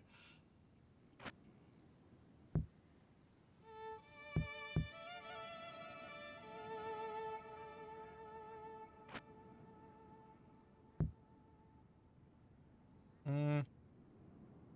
104 loyalty, 31 loyalty. I guess we'll just stay here another turn.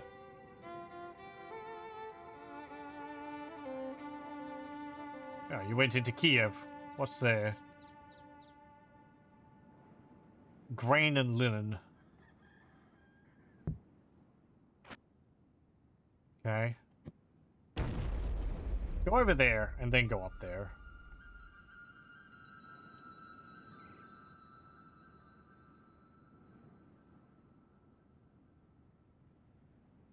You're building up your forces.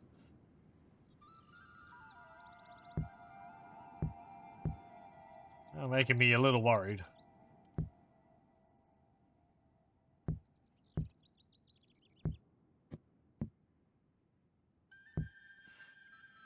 Don't have anything to build in any of those. Move on.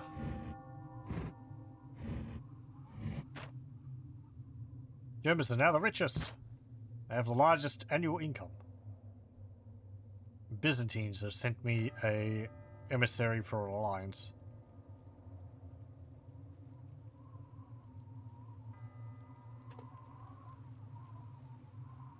You're Orthodox.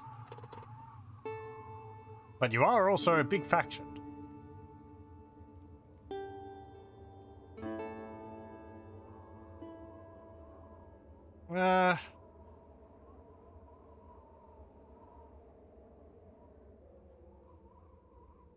I mean, yeah, sure. Another baby. Another virtue, Lord Sotka has got famously brave. This man's courage naturally raises the fighting spirit of anyone who fights by his side. +1 valor and +1 morale. Who?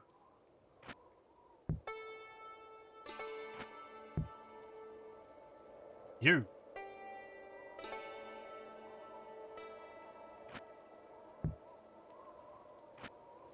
Okay, what have you got here? Mountain crossbows, horse archers, archers, crossbows, and 2 spearmen units. I think that might be a bit much for me to be able to take on.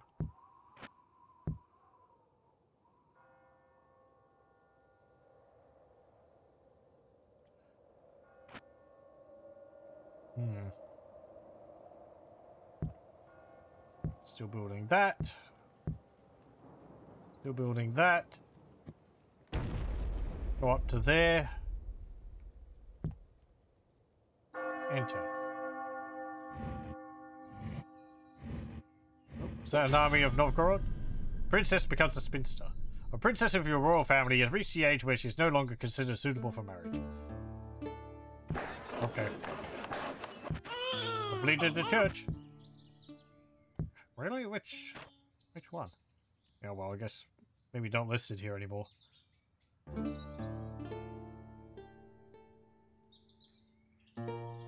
So many children.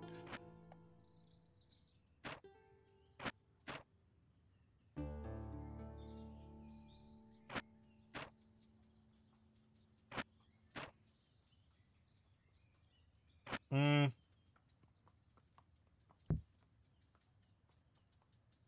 Okay, right. We have the church now. I am going to build...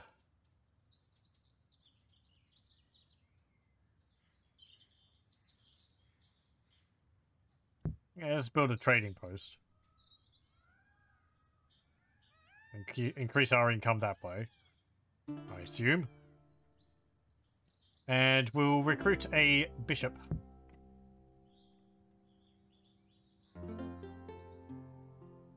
Only affect Catholic followers, not Orthodox Christians as well. Yeah, two different things. Hmm.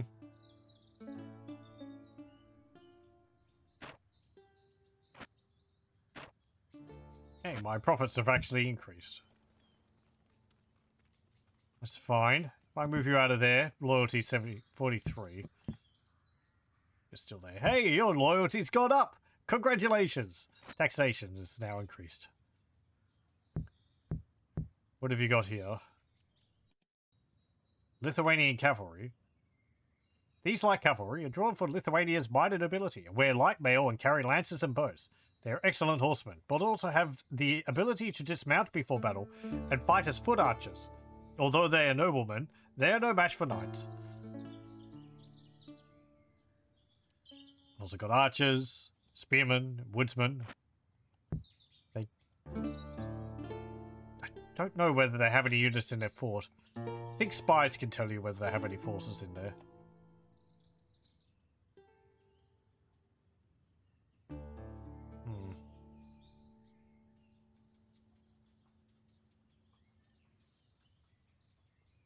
Uh...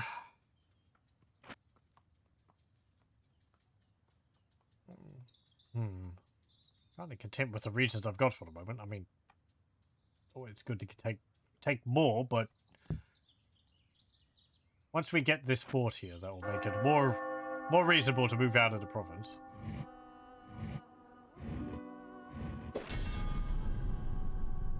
Yep. Keep's finished. Port's complete. Port's complete. Baby's complete. And our king gets builder. Its extensive program of building has brought prosperity to the people, plus 10 happiness in all provinces. That's pretty good. It is tied to the king, though, so when the king dies, because he'll die of old age, you'll lose the bonus. We have a port here. Let me see. Build a trading post.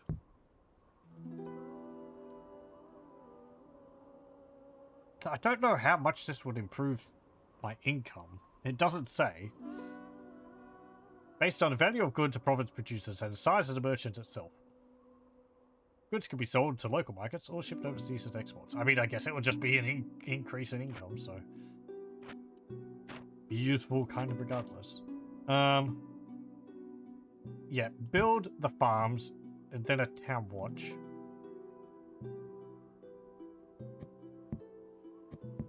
Well, maybe build the town watch first and then farms.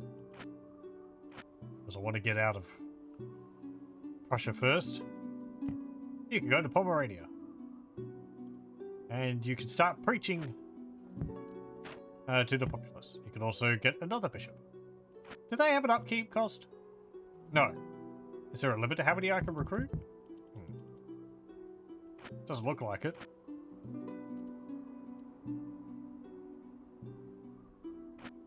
I may as well recruit as many as I can. Stick one in every province if there's no upkeep cost for them. Okay, what else over here? What's the trade goods? Wood.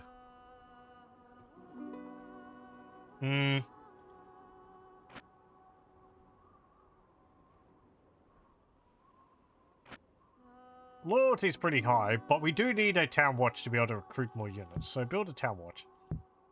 Over here, we're getting the trading post. After that...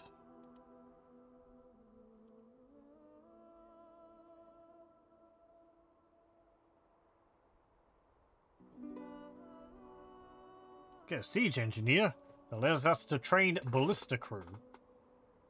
You have to upgrade it first before you, until you can get, like, catapults. I think after that, though, I'm going to get... Oh, we've already got a bowyer. Bowyer's Guild, Master Bowyer.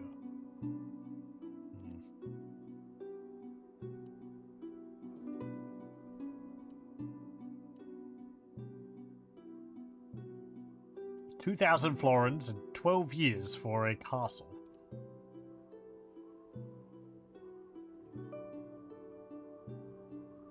Hold a garrison of up to 600 men at any one time. Can easily withstand sieges for long periods.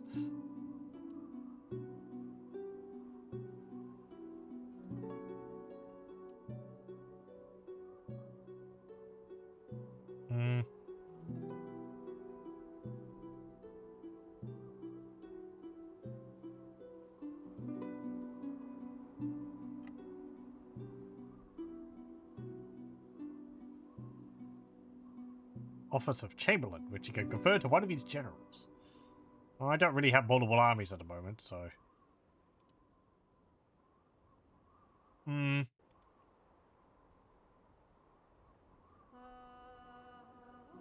Get the swordsmith, I guess. Actually, what can we cruise here? Horsemen.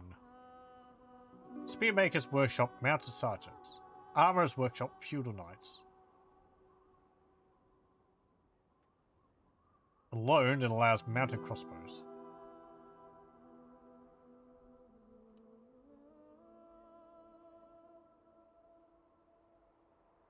Yeah, get that.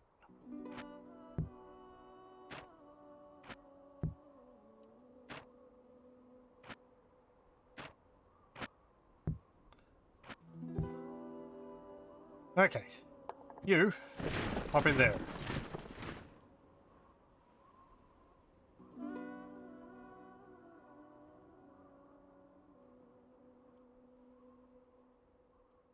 I might send you over here.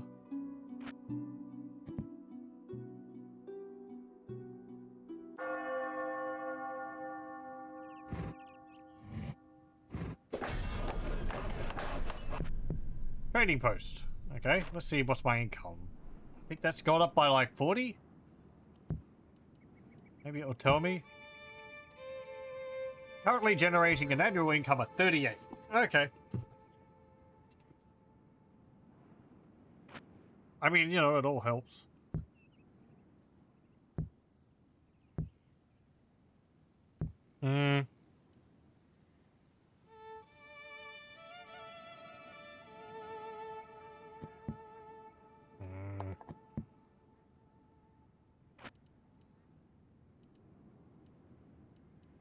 Come on.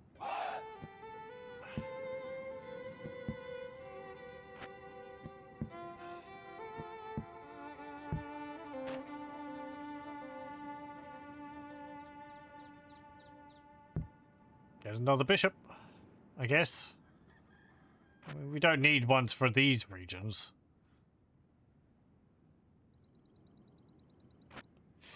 I can send them into unknown provinces, and they will preach there still. And you can use that as a way of generating unrest in enemy provinces, because, you know, you're converting the population. And they'll probably have different religious buildings there. Well, you know. If you send a Catholic priest into an Orthodox region, then they'll start preaching about Catholic religion, but they'll have... You understand.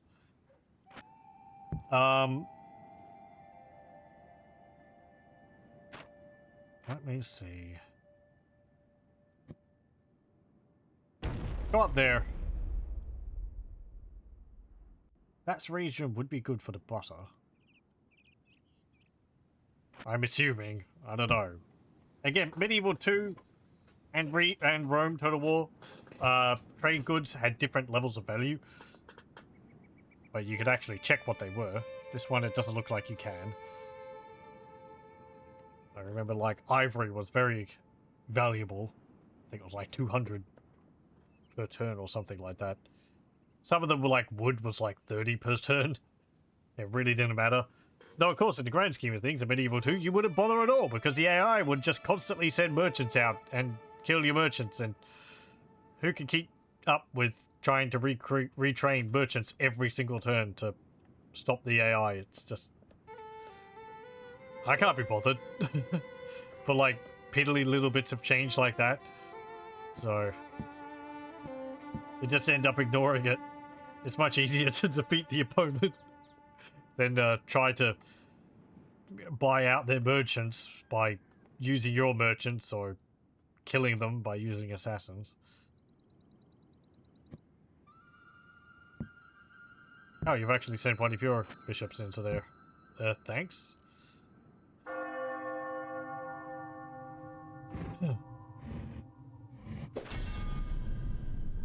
French are somehow convinced their commoners. They are content. Okay, we got trading posts and town watchers. Hungary. You have a lot of alliances. That makes the chances of me actually going to war with you very low. Because that means I'm pretty much going to go to war with all those factions. I mean, this game is called Total War.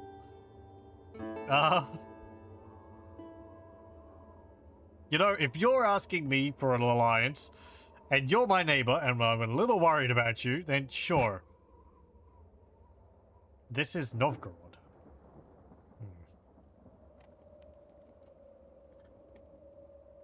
No, I don't think so.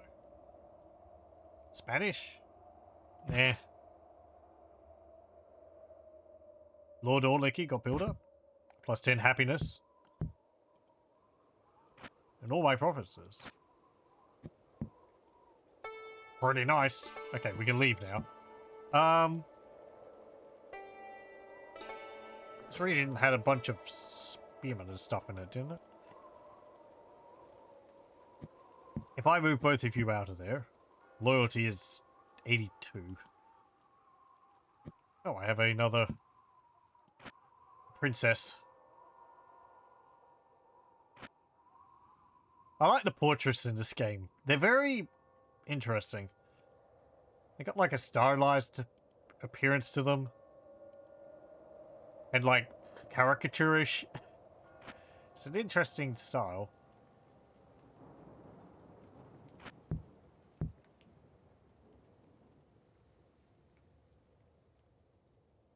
%18 chance for a rebellion. Okay, let's see. If I recruit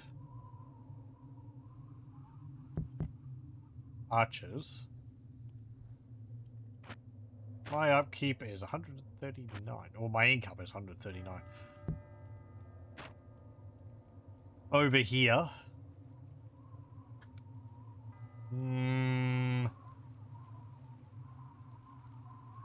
I want to upgrade a fort to a fort and not.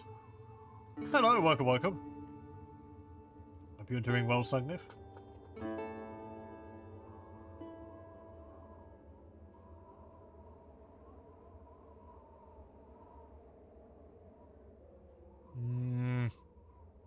How much is my port bringing in? Nothing. Okay. Maybe I don't have a trade agreement with anyone?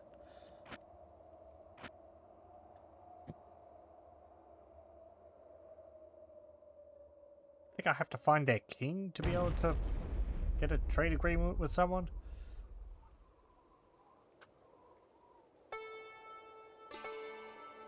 Let me see.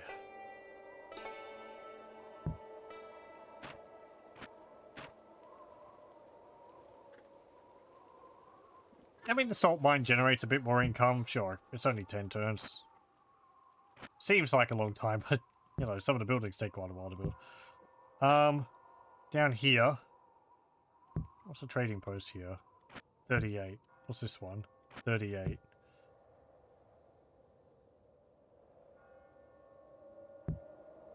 Upgrade the farms.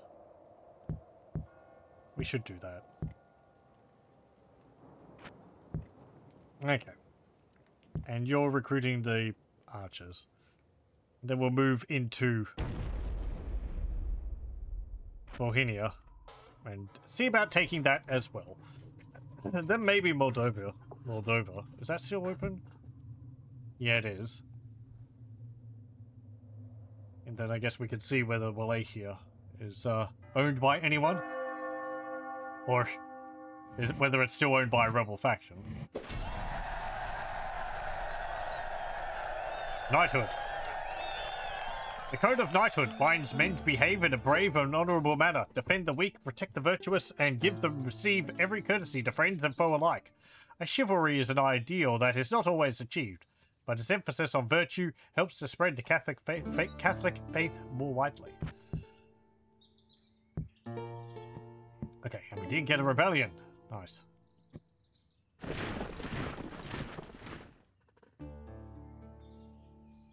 Let me see.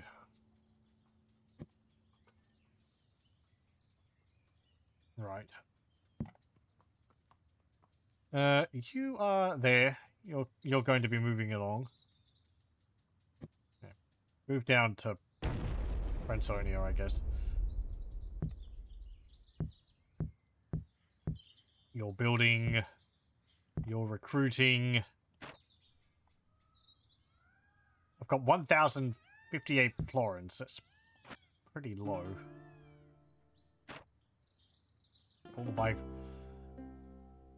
All of my building.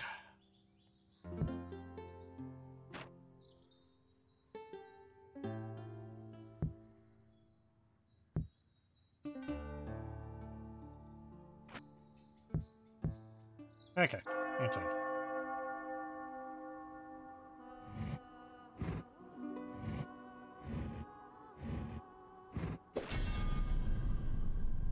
Yep. Monarch's son has come of age. Salt mines completed. And Sufism. Abu Kamad al-Ghazali is one of Islam's greatest scholars, a jurist, philosopher, mystic, and the father of Sufism. His work rejects both Aristotle and the rationalism of much Islamic thinking, focusing instead on the religion's mystical aspects. His philosophy of Islam is deeply appealing, bringing many into the faith in Turkish provinces. Okay. The summary of vices and virtues gained by your men during the turn. Prince Leszek is irritable, is quick to anger, and slow to forget a grudge, +1 dread. He also gets natural leader, +2 morale, +1 loyalty. And Lord Sotka gets builder for +10 happiness. That's another prince coming of age at 16. Another mounted cavalry unit. Also more costs. My income. Nice, the archer unit went straight into my horse there. What have you got? Bowmen, crossbowmen, archers, crossbows, spears.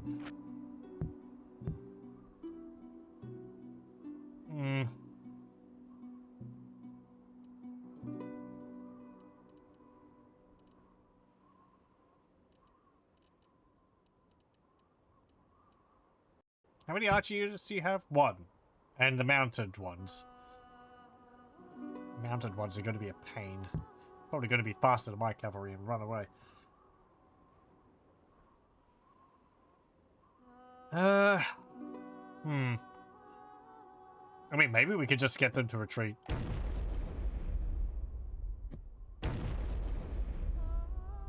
Bang! I do like the sound it makes when you move a unit to another region. Hey, taxes! Time to raise them!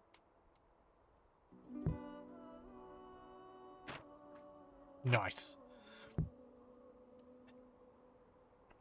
Your reward for your loyalty is increased taxes. This is just how it works.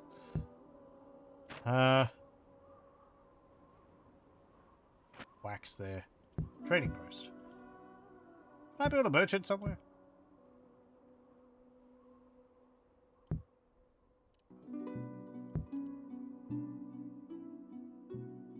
Oh no, it doesn't produce a merchant. Possible upgrades is a merchant. Okay. Yeah, that will have a secondary requirement. Salt mine complex. Increases it to 52 florins. Costs 400 and takes 4 turns. I remember in Medieval 2, I don't think these were really that useful to build, because it would take quite a while for it to recoup its losses, but I think it's more useful in this.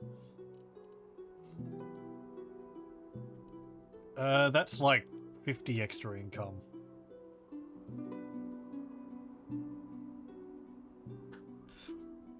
We've got 4 turns. I can spend 400 for 25.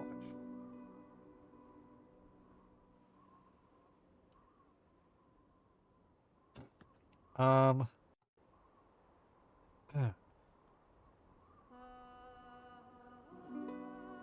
ideally, once I take some of these provinces, I'll also be able to reduce my armies. Because they are costing a fair bit. Speaking of which, if you're just standing around here, I'm going to disband you.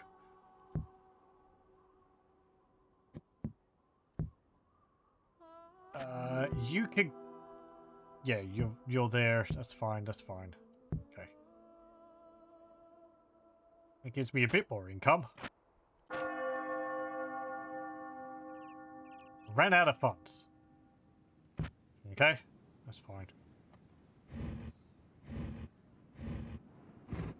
I think it means like a building I had queued up. I didn't have the money to pay for it.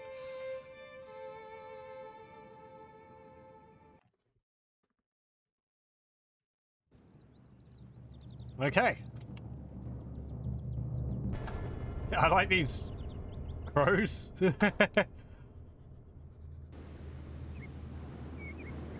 What? Rain? That will slow down my cavalry.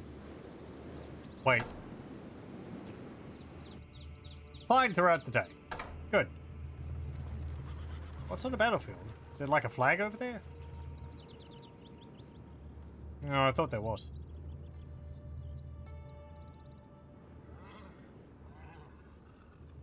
Oh, look at the little farmstead. So cute. And there's a wagon. Look at the size of that thing. Okay. I don't know if the hedges do anything. We've got a bit of a hill here, which is pretty good. If we can take that.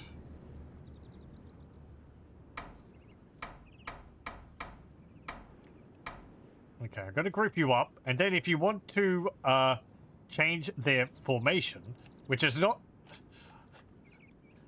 Right, so... Like, at the moment, these guys, which I have selected... Oh, I can't actually click and drag them?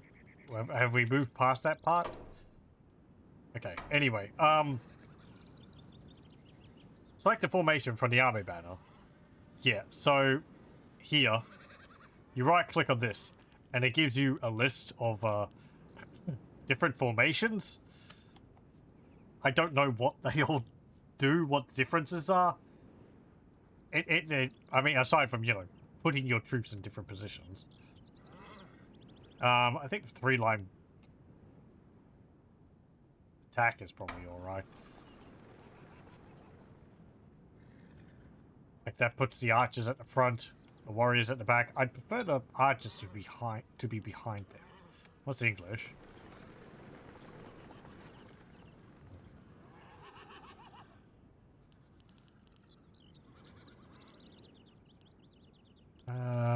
Infantry charge. Yeah, there we go. That's infantry in front and archers at the back.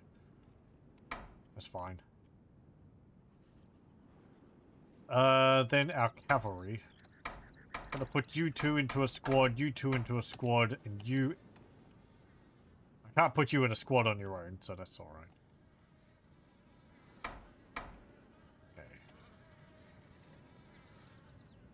Okay. Okay. Move up here. Oh, they're all... Ooh, okay, they're charging.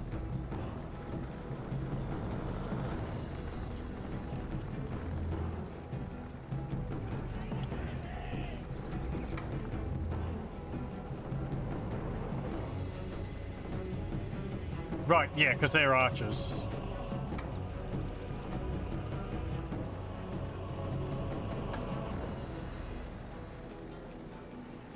Hey.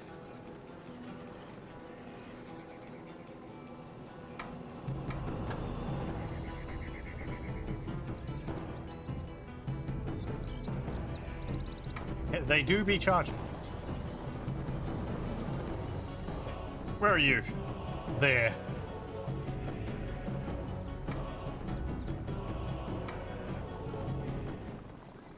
I want you to try and chase them off. You can attack them. You can come around on the flank. They're going to run as soon as I try to charge them, but maybe we can catch some of them. Okay, change direction. Ah.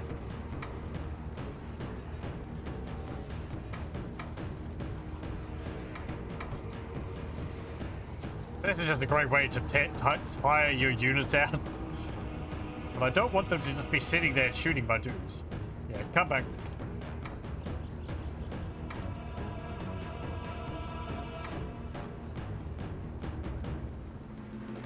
Ugh, cavalry archers suck.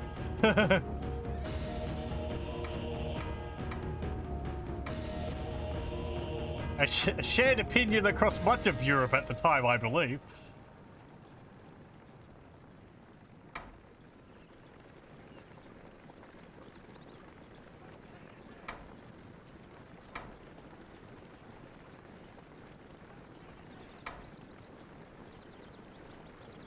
Hey. Yeah, I have to tell them to march or to run because they default to walking.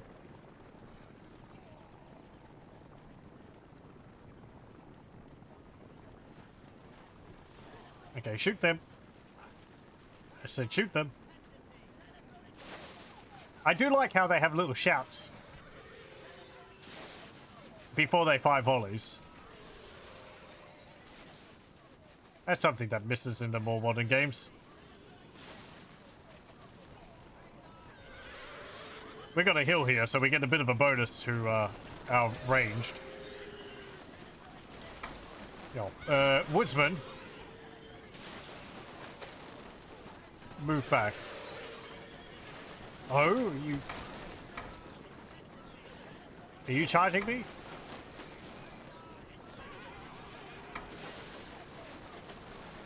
They've also got their other guys coming up. I can't forget them. Somewhere. They're hidden behind the hill.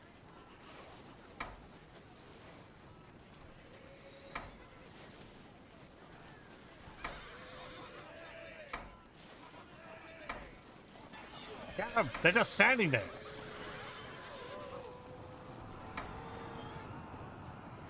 Okay. Of course, your units can run out of arrows. They can run out of arrows too. You don't have infinite. The dust effect is looking a little odd.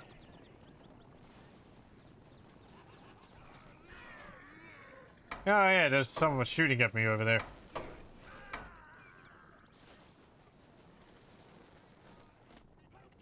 Who's that? Crossbows.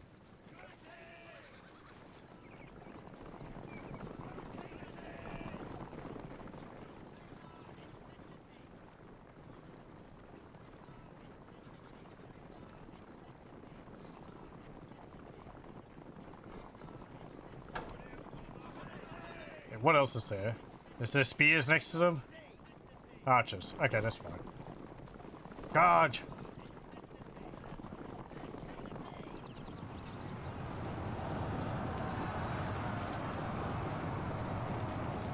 The trees are fouling up the charge a bit.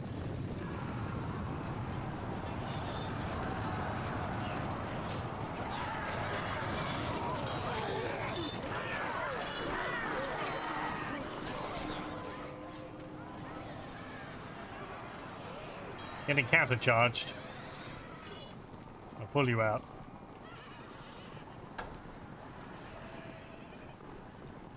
Come on. Over here.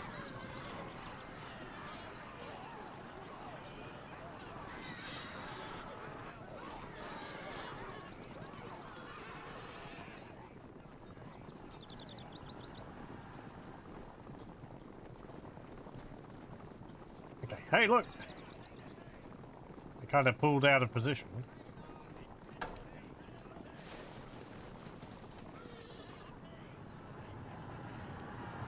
Worried by so many casualties. What casualties? Did you suffer any? 59. I guess you did. I don't see the bodies, though.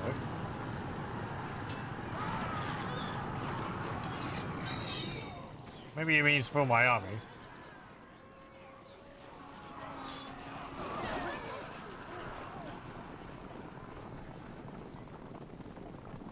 Shoot poorly in bad weather. Is it bad weather?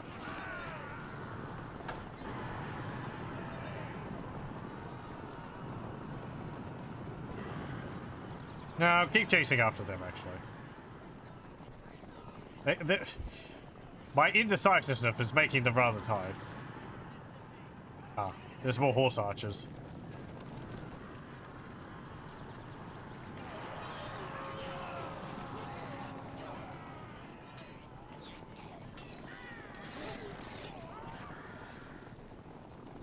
Okay. Whoop, whoop. No, we got caught up against the fence. Well, that's probably not going to go too well for them.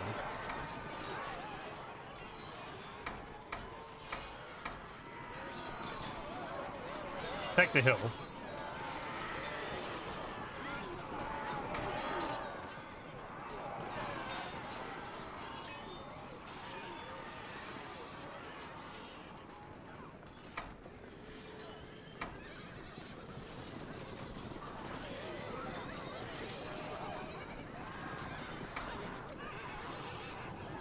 No, you actually won against that? Maybe? They're winning easily.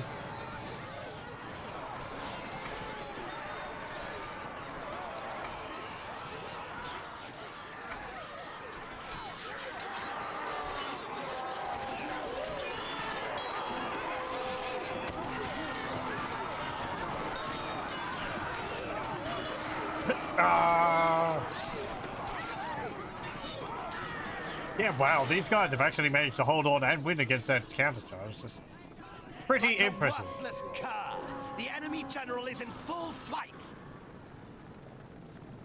And there they go, they flee. Very good. You guys did impressively.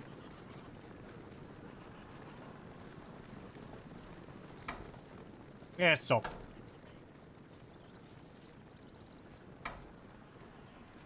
Just let them flee. Okay. Bohemia conquered. Execute. Get swordsmith in Poland. And our king, Władysław I, gets swift justice. He's been known to execute every last rebel captured as an example to others. +1 dread. Got that because we've been executing all the prisoners.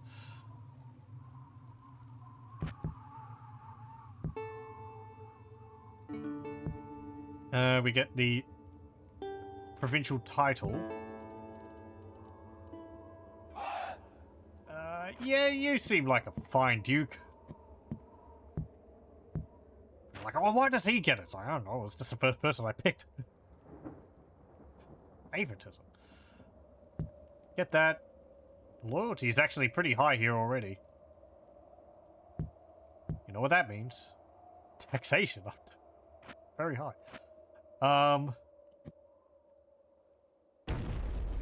more princesses. Oh, right, yeah, because we've been preaching there. Hmm.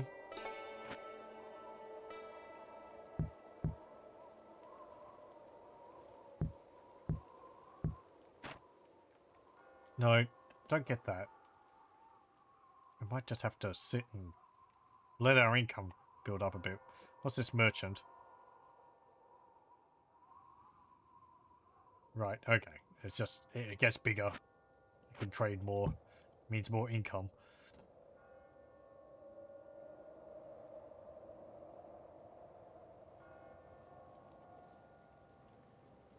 That's fine. That's fine. Moldavia is... Well, there's a bit of an army there.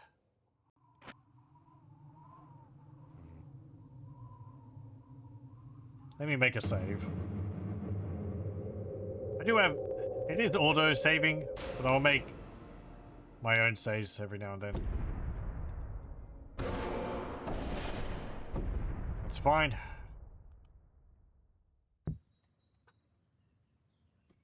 Here we go.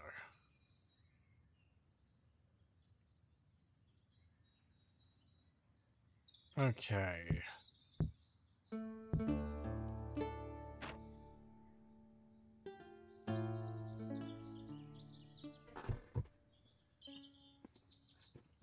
Where is my emissary? I'd sent him over to here, hadn't I? So he should be marching through the regions. There he is. No, no, no, not a marriage proposal. Not an alliance. Strip this general of all titles and office. Okay, no. I can do that. That's how I do that. That's a bribery mission. Yeah, Okay, just keep moving.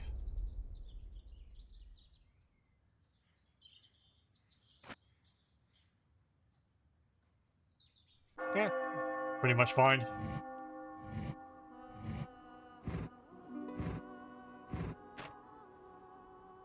Byzantines are now the richest, man. Improve farmlands, trading post. Almohads. Send another emissary. No. Lord Sotka gets utterly fearless. This man wouldn't even know how to spell fear, let alone feel any when confronting his enemies. +2 valor, +2 morale. Lord Orlichi gets steward. His progress of developing local farmlands and his regular attention to farming matters has increased local agricultural output. +10 happiness and +10% to agricultural production. I think that means that the farms are generating more income. And our King Władysław I gets Great Builder. His extensive program of building has brought prosperity to the people and to the nobility. +10 happiness in all provinces and +1 loyalty to all generals.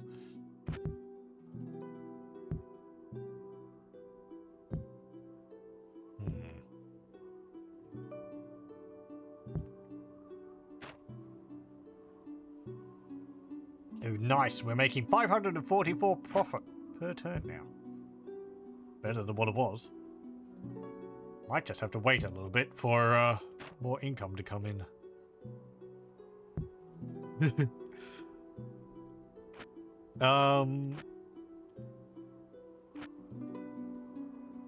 Where are you? You're over here, in Friesland.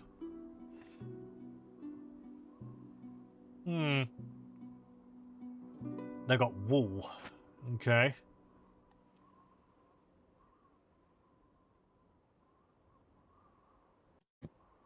Yeah. I want you to go over to there.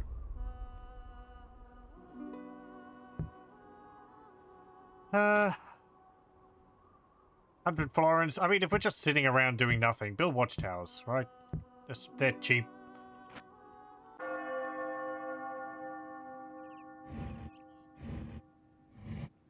Lets me know what's going on directly next door. The King of Poland has died from an illness. Although your leader is dead, his heir lives and will now take over the country. Oh, man. Well.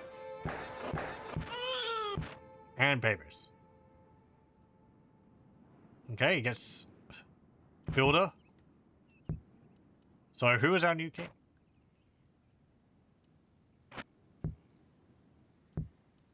Here, King Vladislav II. He's 35 years old. Man, he'd just gotten great builder. Yeah, well. Right, so is loyalty a problem in any province because of that? No, not really. 98 in here. He did go from there to here. That's unfortunate.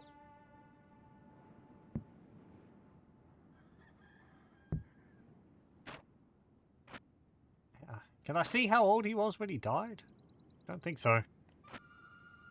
Would have only been a 40 or something.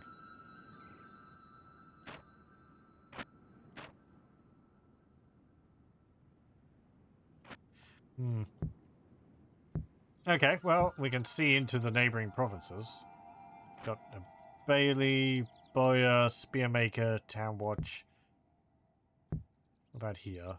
You have a silver mine. Yeah, we saw that. And watchtowers. Bailey, Boya, Town Watch, Master Horse Breeder, and watchtowers. Also here in Carpathia.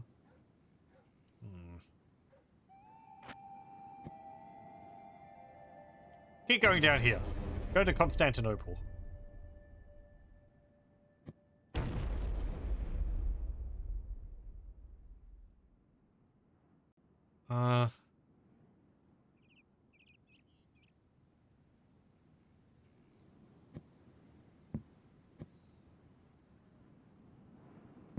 Let's see.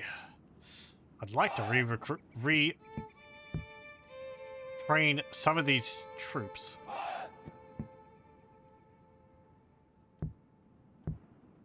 Fine, I'll lower the taxes there. No,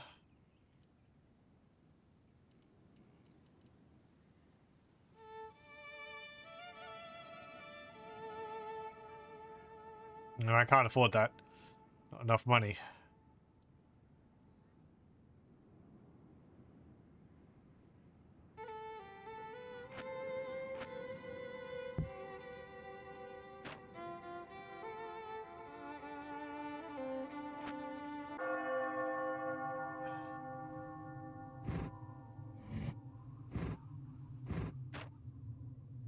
Byzantines have managed to blah blah blah.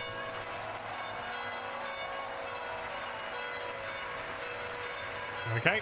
My king has decided that the need for heirs is urgent, and he can no longer wait for a suitable foreign princess to become available. He's married the daughter of a leading aristocrat. Very well.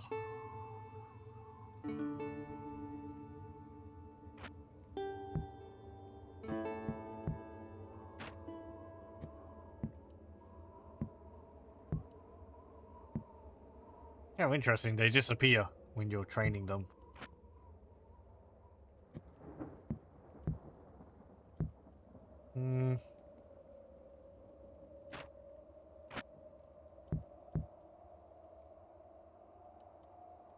Yeah, I think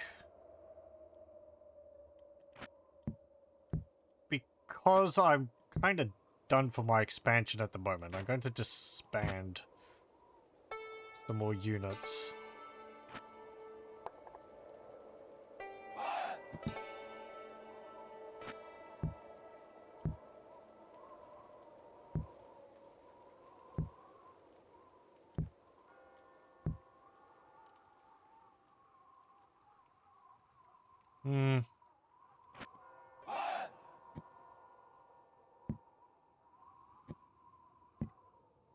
Okay.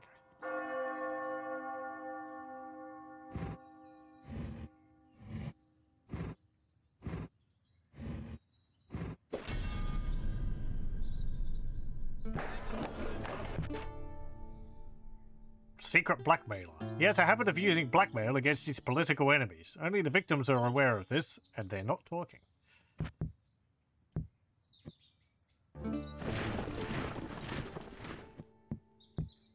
Okay.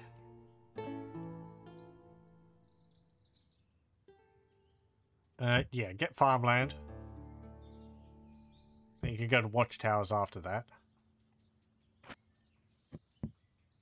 Hmm.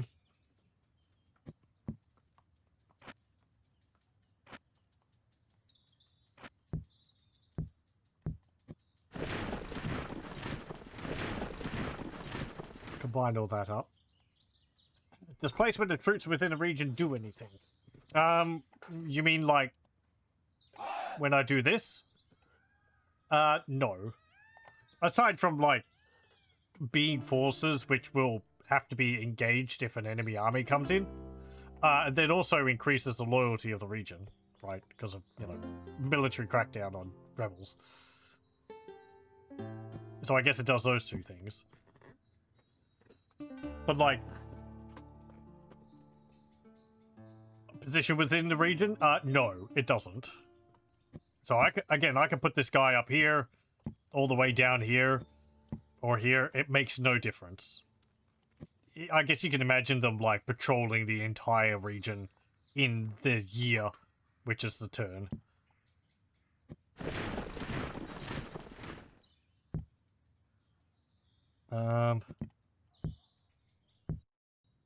What are you?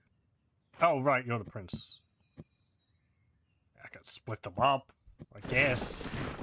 Or I could have a bigger stack of royal knights. He had an army of 2,000 men. They were all related.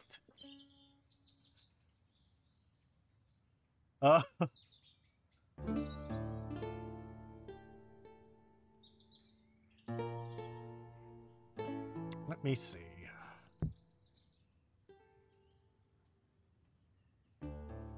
Do I want to get a keep up there? I think I want to get a keep up here.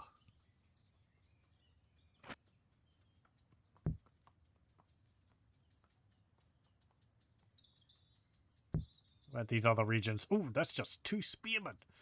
Oh, I could take that. If taxes are very low, that's 92%. What have you got?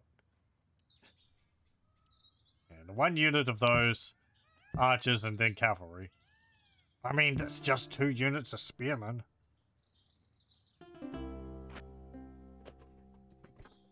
I could take that.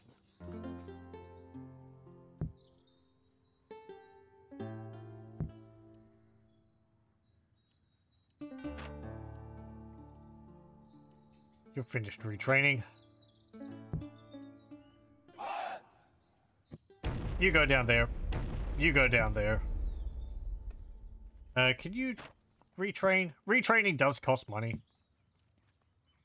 I don't know how much it does, but it might be a percentage of the amount of re-recruiting them.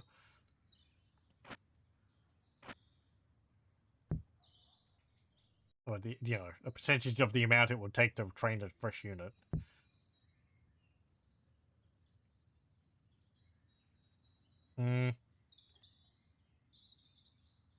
Again, it's kind of what I like about these versions of the games, the Total War games, because if you own like Moldavia here, if someone from here wants to go to here, they have to either go through your region, or they have to go around. They can't like, you know, sneak past your army, which might be here. So, if they have a port, they can. I think they can use the port to like move into the ocean and then go to another port. Can you trade military access? I think that's a part of having an alliance with someone. I'm not sure, actually. Actually, I don't know. I haven't gotten that far. I have an agreement with these guys. So I have an alliance with them, trying to move my troops into their region. Will say break my alliance, so I'm guessing not. Don't know whether I can improve my relations with them to the point where I have a military access.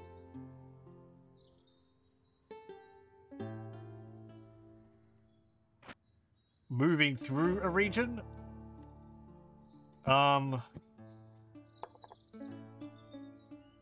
Yeah, I don't think I can. Like, if I wanted to, I don't know, go to Denmark, I don't think they can. See, he's not moving, and you can see the region's not lit up. Because he'd have to go through here, and he can't without breaking a treaty, so... No, my funds!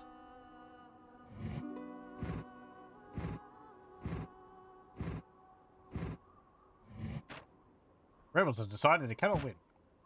Moldavia conquered. Captured a number of rebels. Execute! We get another heir, Prince Henry. The Alexiad. Thanks to a failed plot against the Byzantine Emperor, Anna Komnena has had much time in the convent to pray, think, study, and write. Her work, the Alexiad, is a glorious history of her father and the Byzantine Empire, and imparts +1 influence to the Byzantine Emperor. Prince Henry gets a secret perversion and killer instinct. Talent for killing, making him quite effective on the battlefield, and discomforting those who stand against him. +2 valor, +1 tread. Ah, okay. Bulgaria is owned by the Byzantines. Wallachia is owned by Hungary. What's your loyalty? That's not very high. What about you? Your loyalty is high and your piety is very high. You get to become the Lord of Voivod of Moldavia.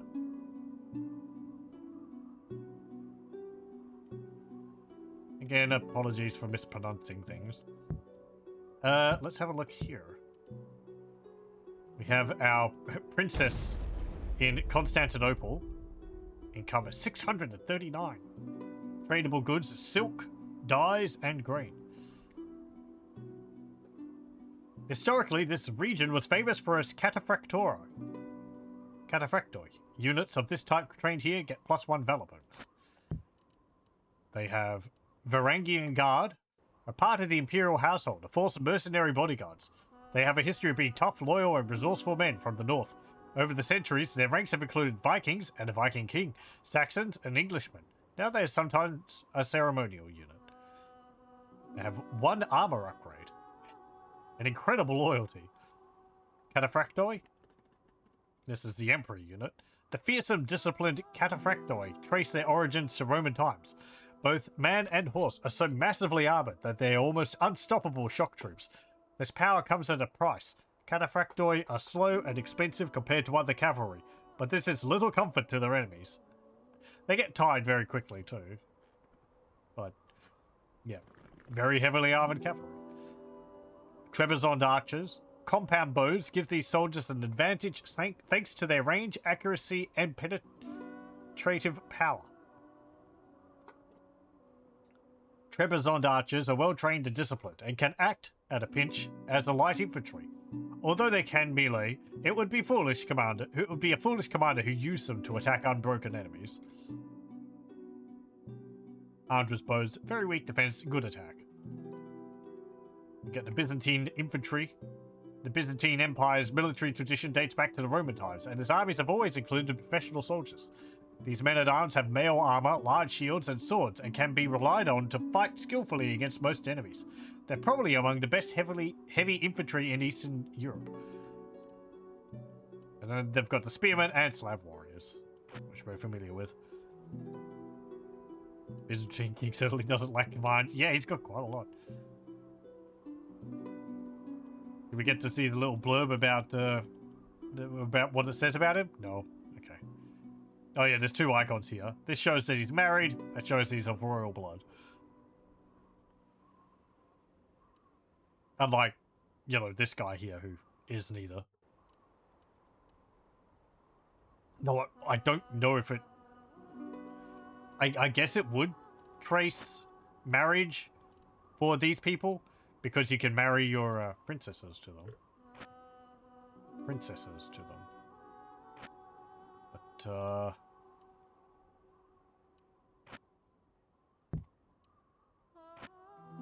Also, hello, welcome, welcome.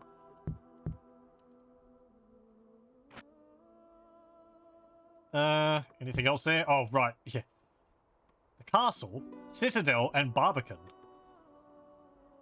780 infantry, or 390 cavalry. That is a big defense.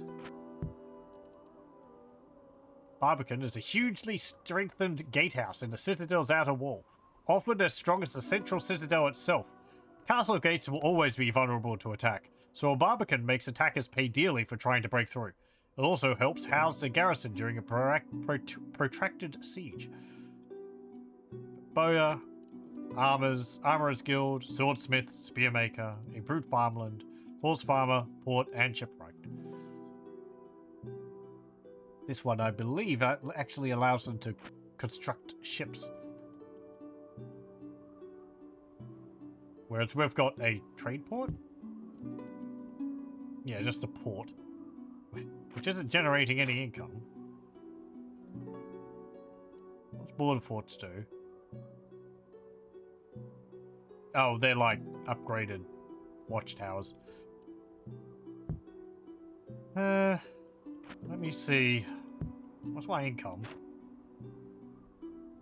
414. Okay. There's not really much else I can see from there. What's this one? Bulgaria is famous for its Bulgarian brigands.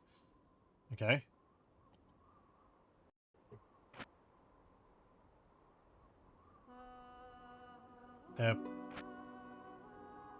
Wait. Thank you. Can I click on my guy?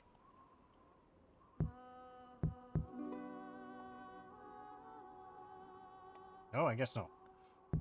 Oh, wait, that's not my dude. That's someone else's. That's Hungary. Got confused as to the color.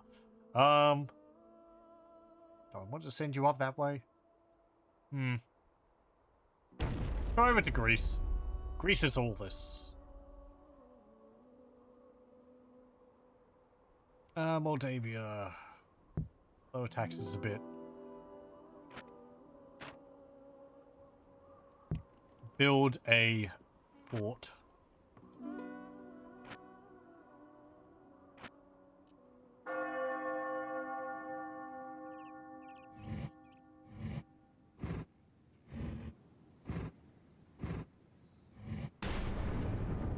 King of Hungary has died from an illness.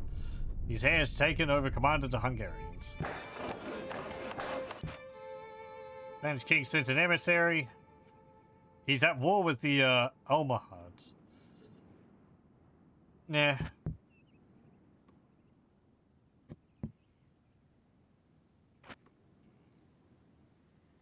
What's down here? More of the Byzantine warriors. Well, ballista. The ballista design goes back to the ancient Greeks. A ballista can fire a spear-like bolt or stone missile hundreds of meters with killing force. Although crossbow-like, a ballista uses twisted bundles of animal sinew for its power. And, like a spring, these give the weapon a great range. Yeah, I think they're... If that's like in Medieval 2, they're more like an anti-unit, anti-infantry or cavalry unit rather than something you'd use in a siege. Like, you can use a ballista to take down walls, but they're not great at it.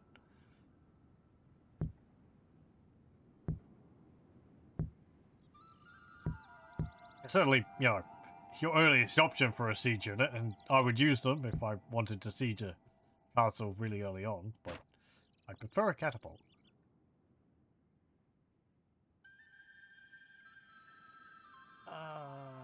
What's my income again? 408.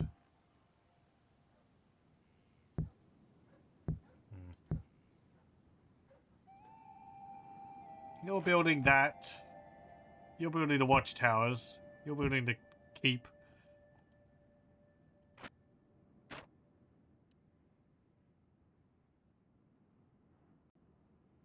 Just sit here, I think.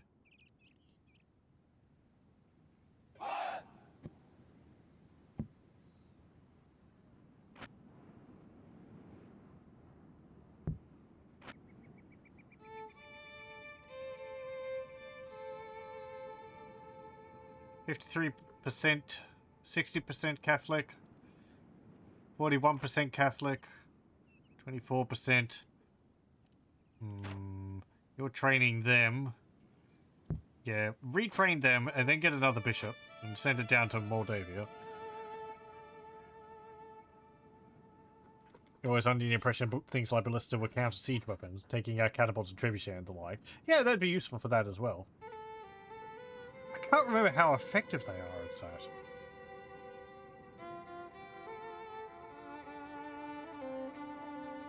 I guess they'd be. I tried to think how, like, effective a ballista bolt would be hitting a catapult in these games. At least in Medieval 2. I think it would take a few hits to destroy one.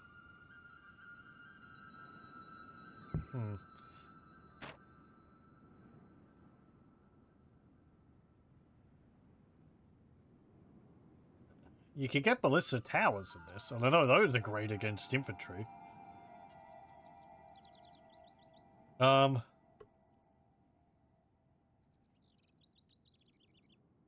Curtain Wall adds an extra layer to a keep's defenses, improving its ability to withstand a siege in times of war.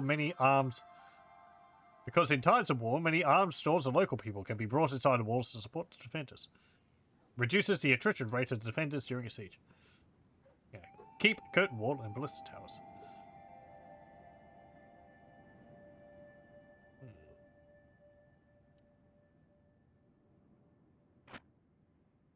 I feel like I'm being quite slow on making money. It's making me a bit worried.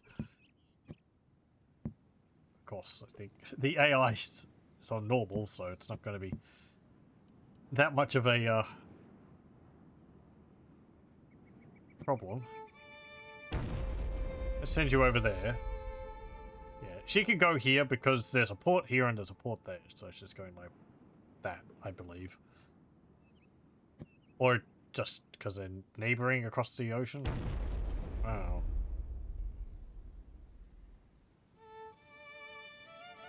It might mean that she can go to any region. Yeah.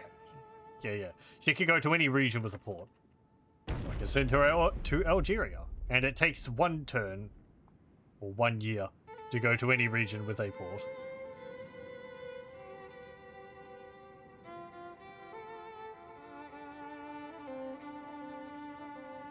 Send her all the way up to Northumbria.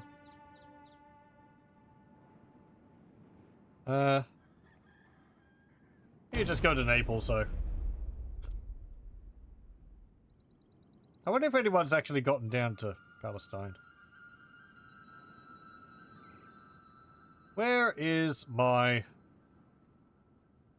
There you are. Stuttgart Keep.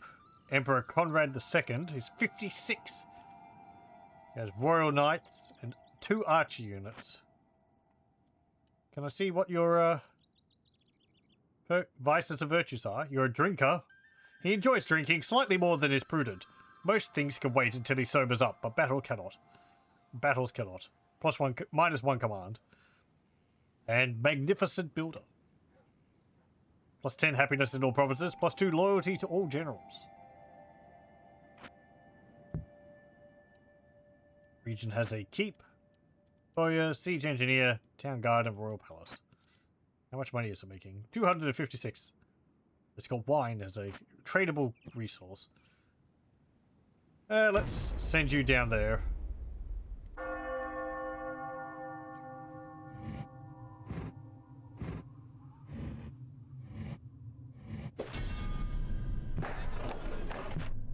Okay. Sultan Suleiman II. No. There's a real party going on in Naples. It has silk and olive oil. Keep going there, go to Rome. Tyrolia. Oh, hang on. I did want to see something with the king. Since he's there.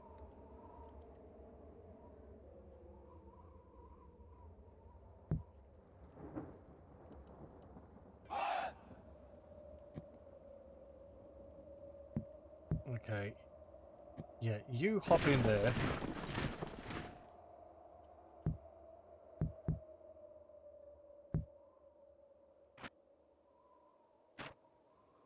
welcome, welcome. Not yet. No prostagma yet.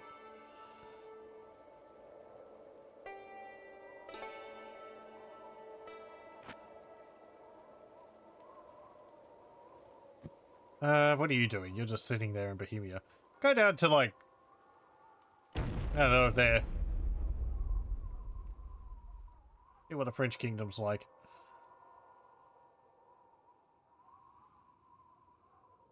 Okay. Okay. Are you, like, leveling up or anything? I don't know.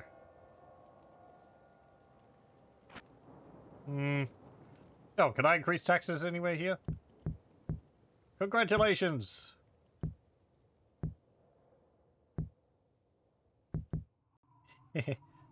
Nice.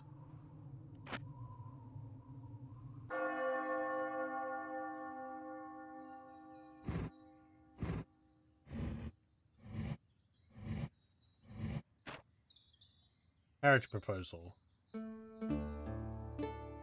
Who are you? The Sicilians. You want to marry my Prince Boleslaw.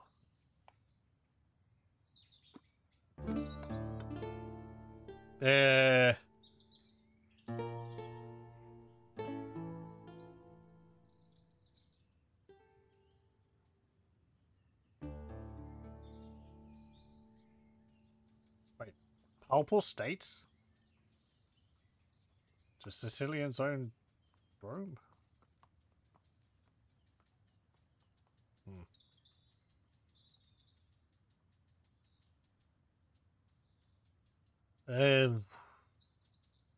Or whatever.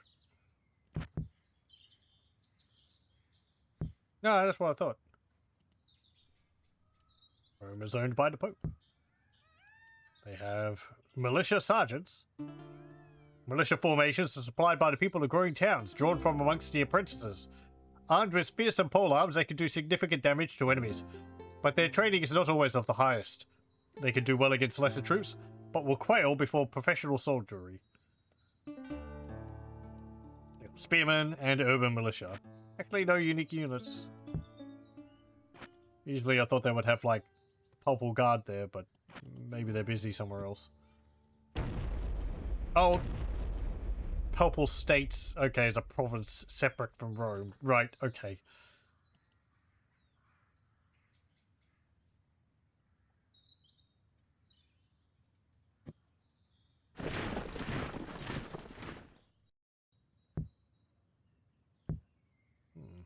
Increase those taxes a little bit.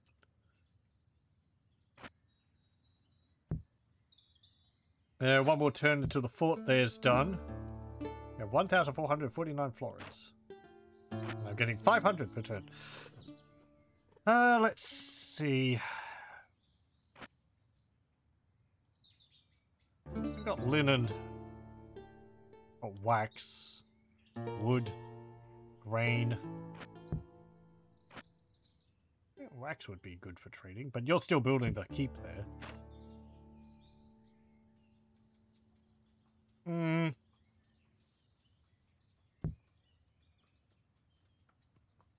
Okay, loyalty's still a problem there, so we're going to build a town watch. Then after that...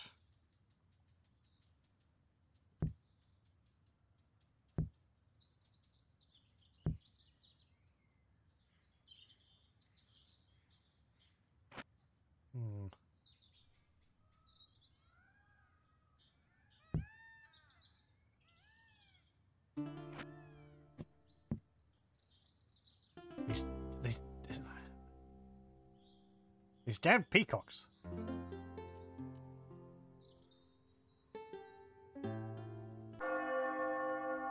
I have to really keep on tabs of where all my guys are, because the game doesn't remind me if they're just sitting around.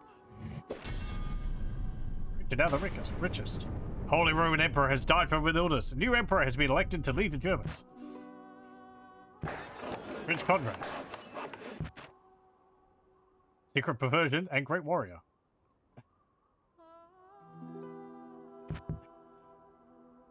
Not that there's a problem with it. A lot of my, A lot of my heirs are apparently turning out to be gay, which is perfectly fine. But I would like to have more guarantee of having children. Oh well.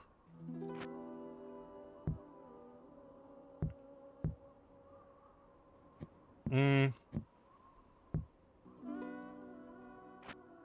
could join the army. You can go up there.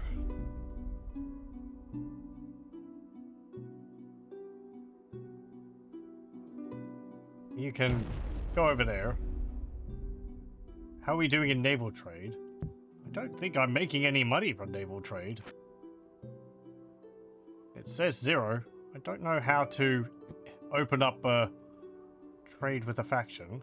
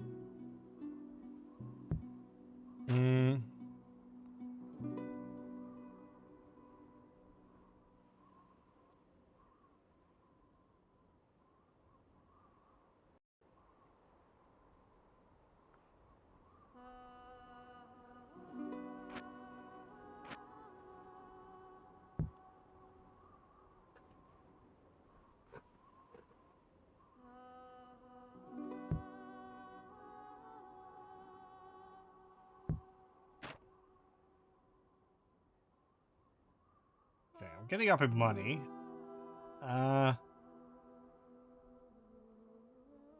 What's the time?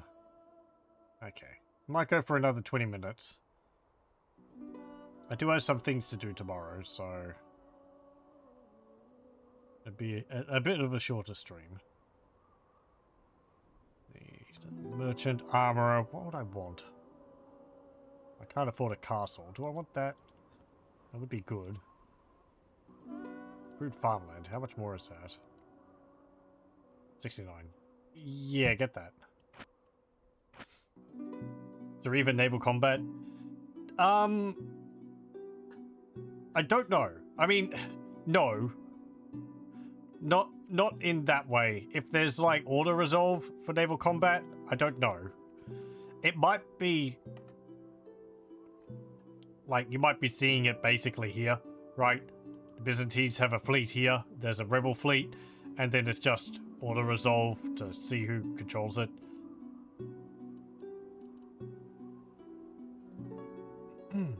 You can build ships, but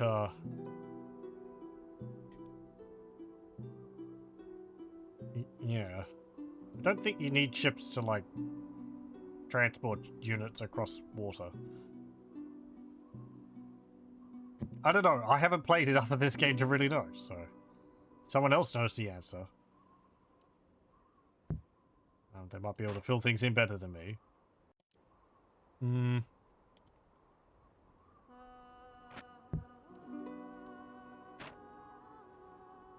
Okay, just wait on that. Oh, yeah. Like, you won't see ships on a battle map bobbing around. Famine in Pomerania. No, income halved. The Pope has sent an emissary. Yeah, sure. Emissary from the Prince of Novgorod. Nah. Pomerania's got a famine going on in there. I'll lower the taxes. Just so there's no chance of a rebellion there.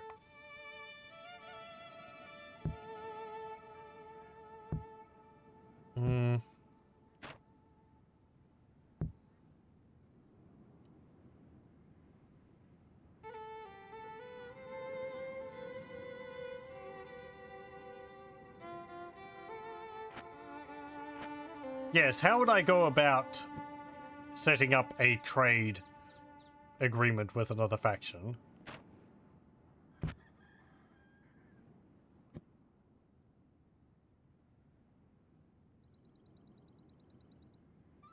Because I don't particularly know how to do that. Just build ships.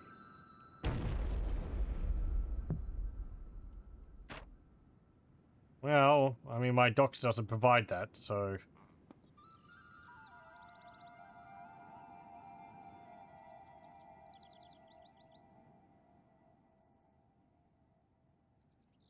I guess I won't be able to take advantage of that right now.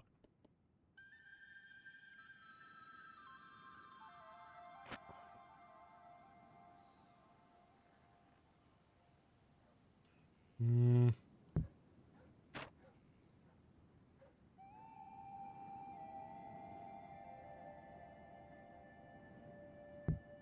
Okay, you're building that.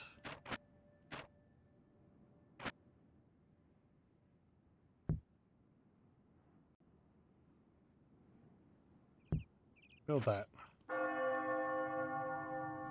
More seas I have connected with my navy, the more income. Yeah, sure. I've only got a few coastal provinces. Byzantine Emperor has died. Famine in Prussia. Well, great.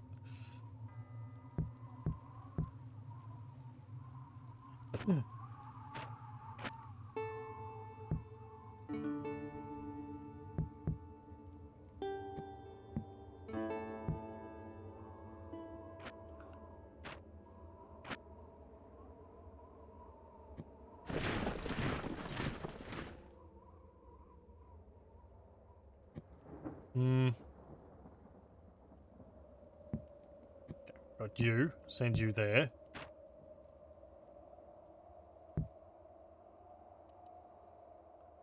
I mean, once this finishes, I guess I'll see about building a port. I think I need another building to be able to actually construct ships from there.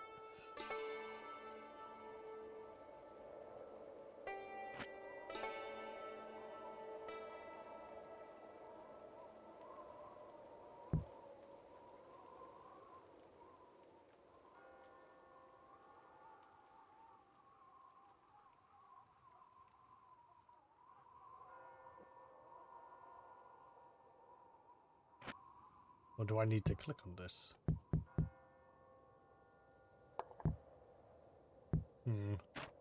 No. I don't know. Might be something I have to read up about afterwards. I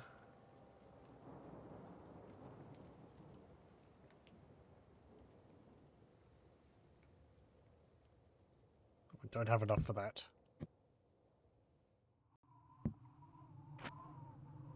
Go up here. You need to maintain order.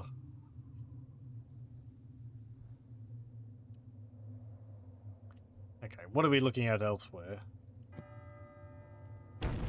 Go there. What have you got in here? You've got a catapult. And some archers. And your province has armorer.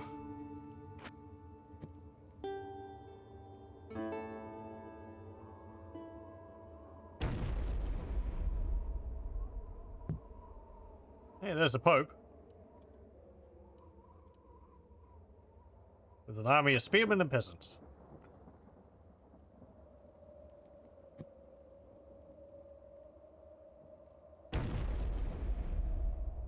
What's that?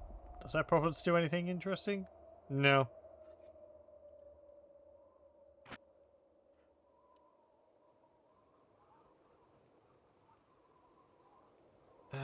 Right. Go up to there. Go over to there.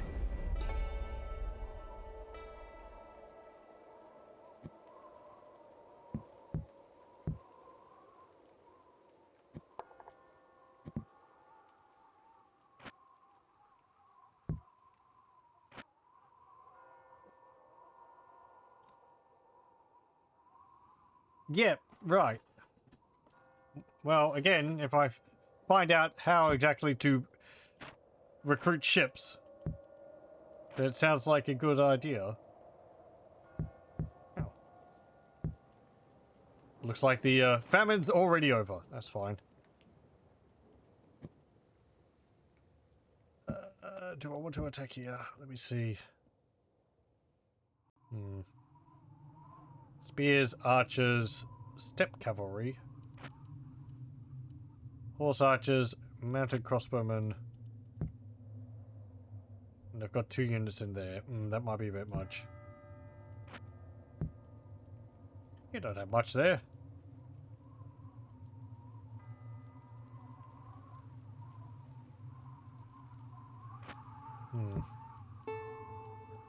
Archers, Lithuanian cavalry, spearmen, woodsmen, and nothing in the castle.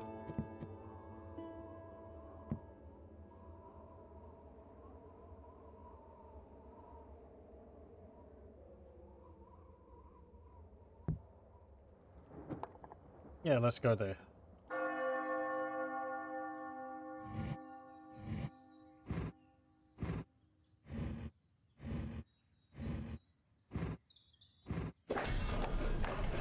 Hey, keeps finished. Very good. Now, we'll see about building a port there again. Well, actually, I can't afford that.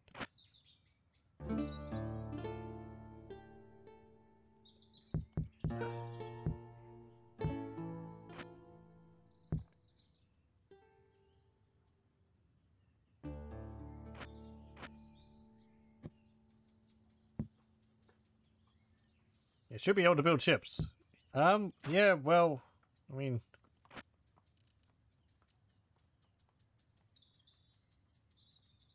It's got a port, but I don't see any ships there. Unless there's something else I need to do, like click on the port or something, but... I feel like it should just show up in the recruitment list. We probably need another building... Admiralty. Yeah, probably need to build this.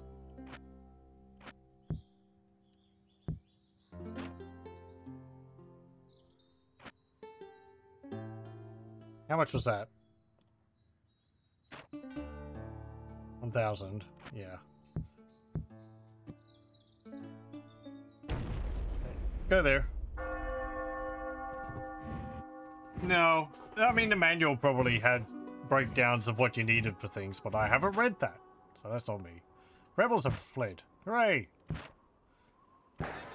French are the happiest peasants. Poland gets improved farmland. What's my income? 500. That's fine. Right. So I need...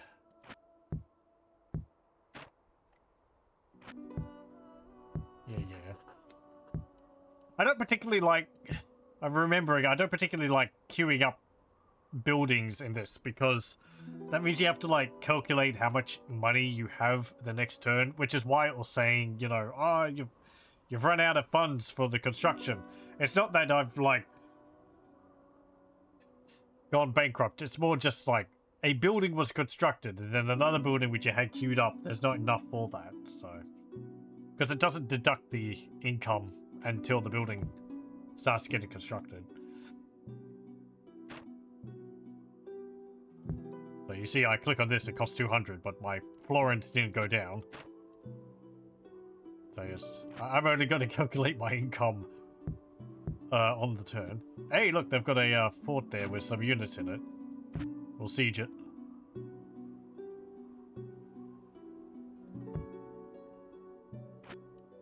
I also need to start converting the population.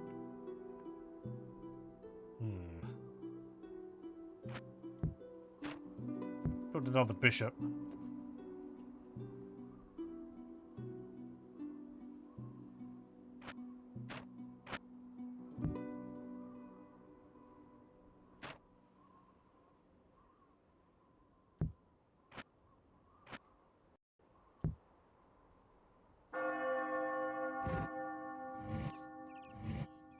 I need shipwright, which needs keep in a port. Okay. Castle assault. Yeah, sure, let's do this. We'll get to see the castle. Vilnius Castle. Heavy downpour. Wait. Driving rain, easing later. Moderate rainfall, easing later. Can we get no rain? Just attack. I don't want to wait too long.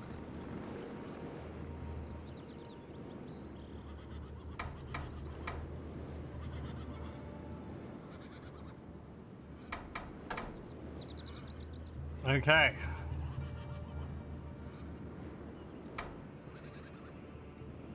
So a keep. Difficult. Narrow entry. It greatly benefits the defenders. Oh, they've actually got a gate as well. Okay, I might be able to break that down just with my infantry. Yeah, look at that. It's a pretty neat looking fortress, isn't it? Got a little wall. I don't know if they can put units up on the walls.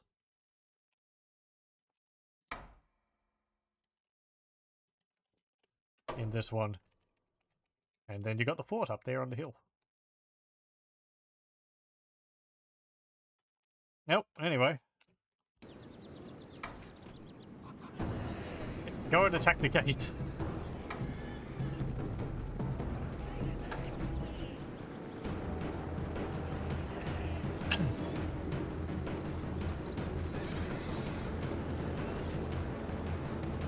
Yeah, we can attack the gate without a ram. Oh, they're chucking flaming torches at it.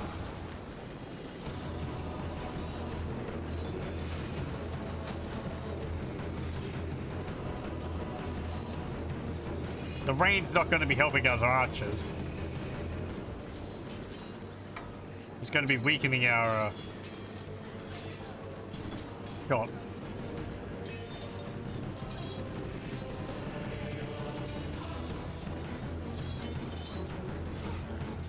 The enemy's gate has fallen.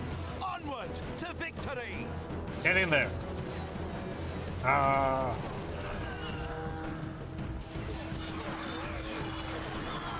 Oh, no problem. Okay. Oh, I don't know if the enemy units will actually flee or not.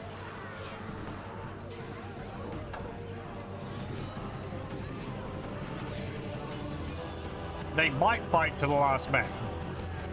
But I don't actually know. Oh, right, yeah, the fort is shooting at us also.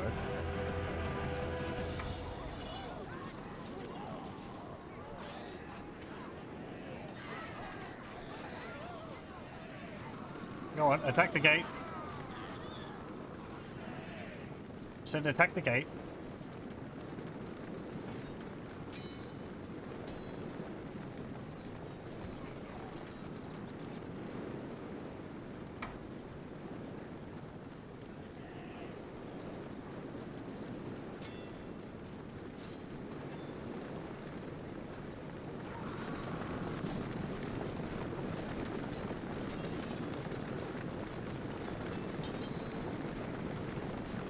Hey, it stopped raining. Nice.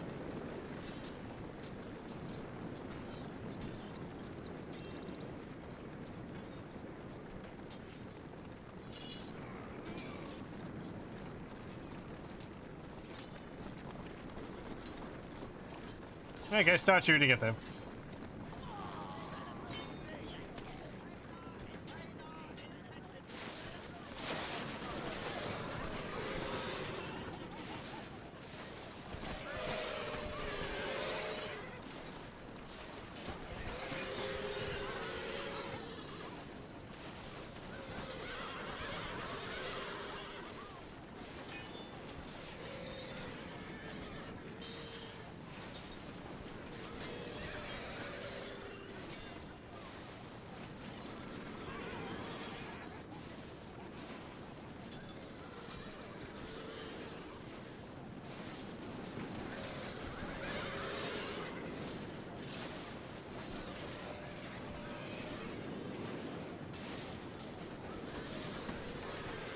Okay.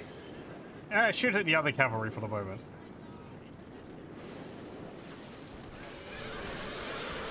We got arrows. I don't need to go in there, so we'll just use up our ammunition to weaken them.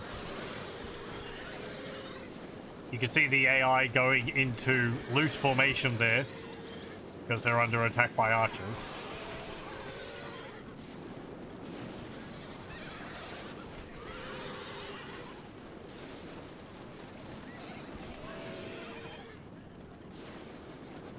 Oh. Okay, if you're coming close to me, I'm just going to charge you. Hold position. I don't want you to chase after them.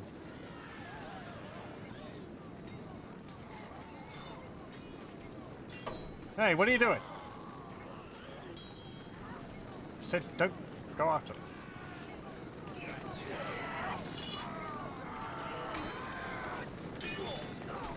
You're winning easily, it says.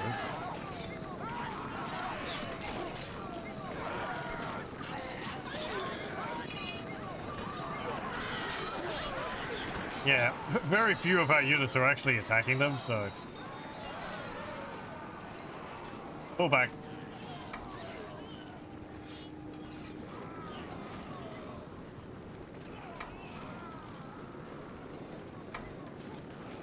Okay. Now they've been torn out.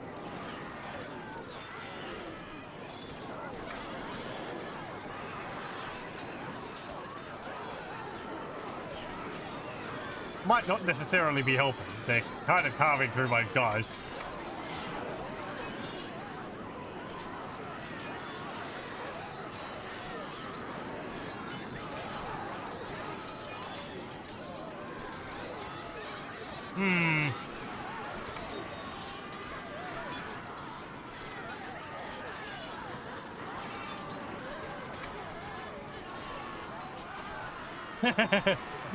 That's not going too well for them.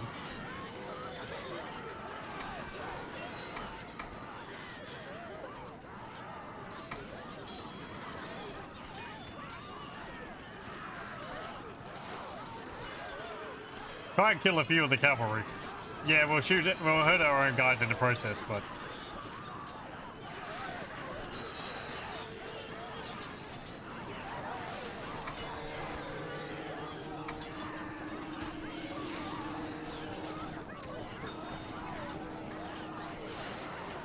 Okay, stop shooting. You don't want to accidentally hit an arrow in the king's eye.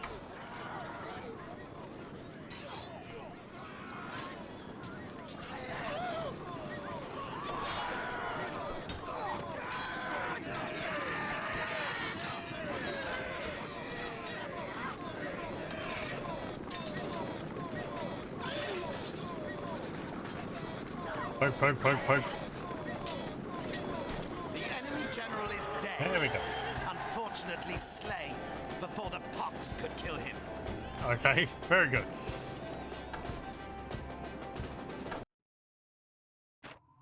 He's able to hold on for a bit there. Lithuania has fallen to your troops. Facilities destroyed 2. Facilities damaged 1. Mount of Florence pillaged 250. The rest of Lithuania, holy crap. Okay, we're leaving. There's popular unrest among the peasants. I see that. An entire stack has appeared. We're just gonna take the money and leave. Get steward. Look at that. What is that? Javelinmen, Slav warriors, urban militia, and woodsmen. How many units is that? 1, 2, 3, 4, 5, 6, 7, 8, 9, 10, 11, 12, 13. Blech. Yeah. Bye. Ain't gonna take the province back. But, I mean, it is a whole bunch of infantry.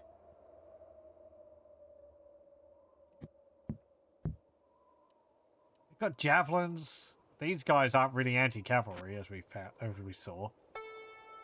These guys have a bonus versus armored troops. They're more of a problem against my knights. As well as the axemen.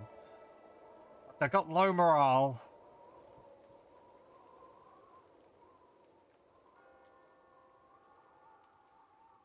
No archers and no cavalry. Ah.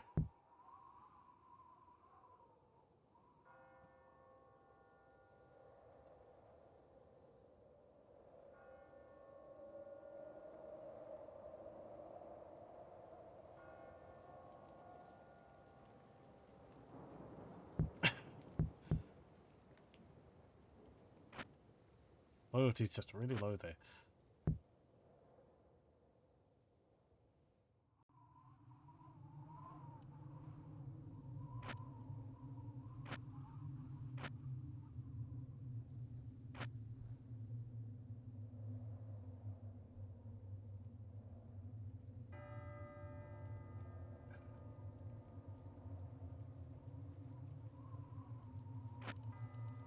Here's the commander.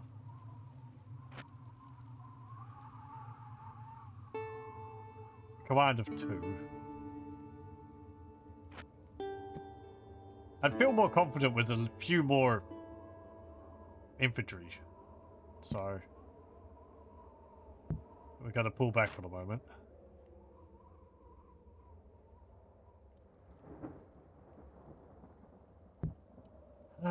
Hold on. Can I pull any troops in from elsewhere?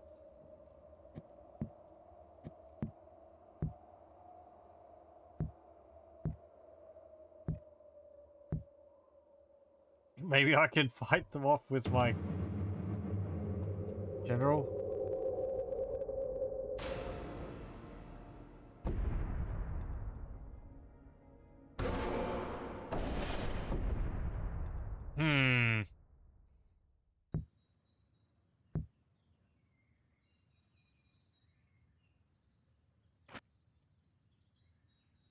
Dread of 2, Dread of 3, Command of 2, Command of 2.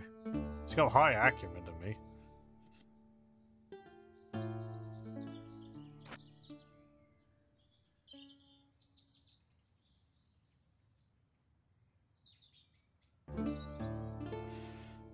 I don't know. I'll have to think about it. I think I'm going to leave it there and we'll decide on this next time. Ugh. I did just make a save, didn't I? Yes. So, make a save. Again, I guess labeled so I know which one it is. And we'll continue with Medieval Total War next time. The menus are a bit confusing with where the buttons lead to where. But yeah. We'll continue with this next time. Well, thank you very much for joining. I hope you join me then.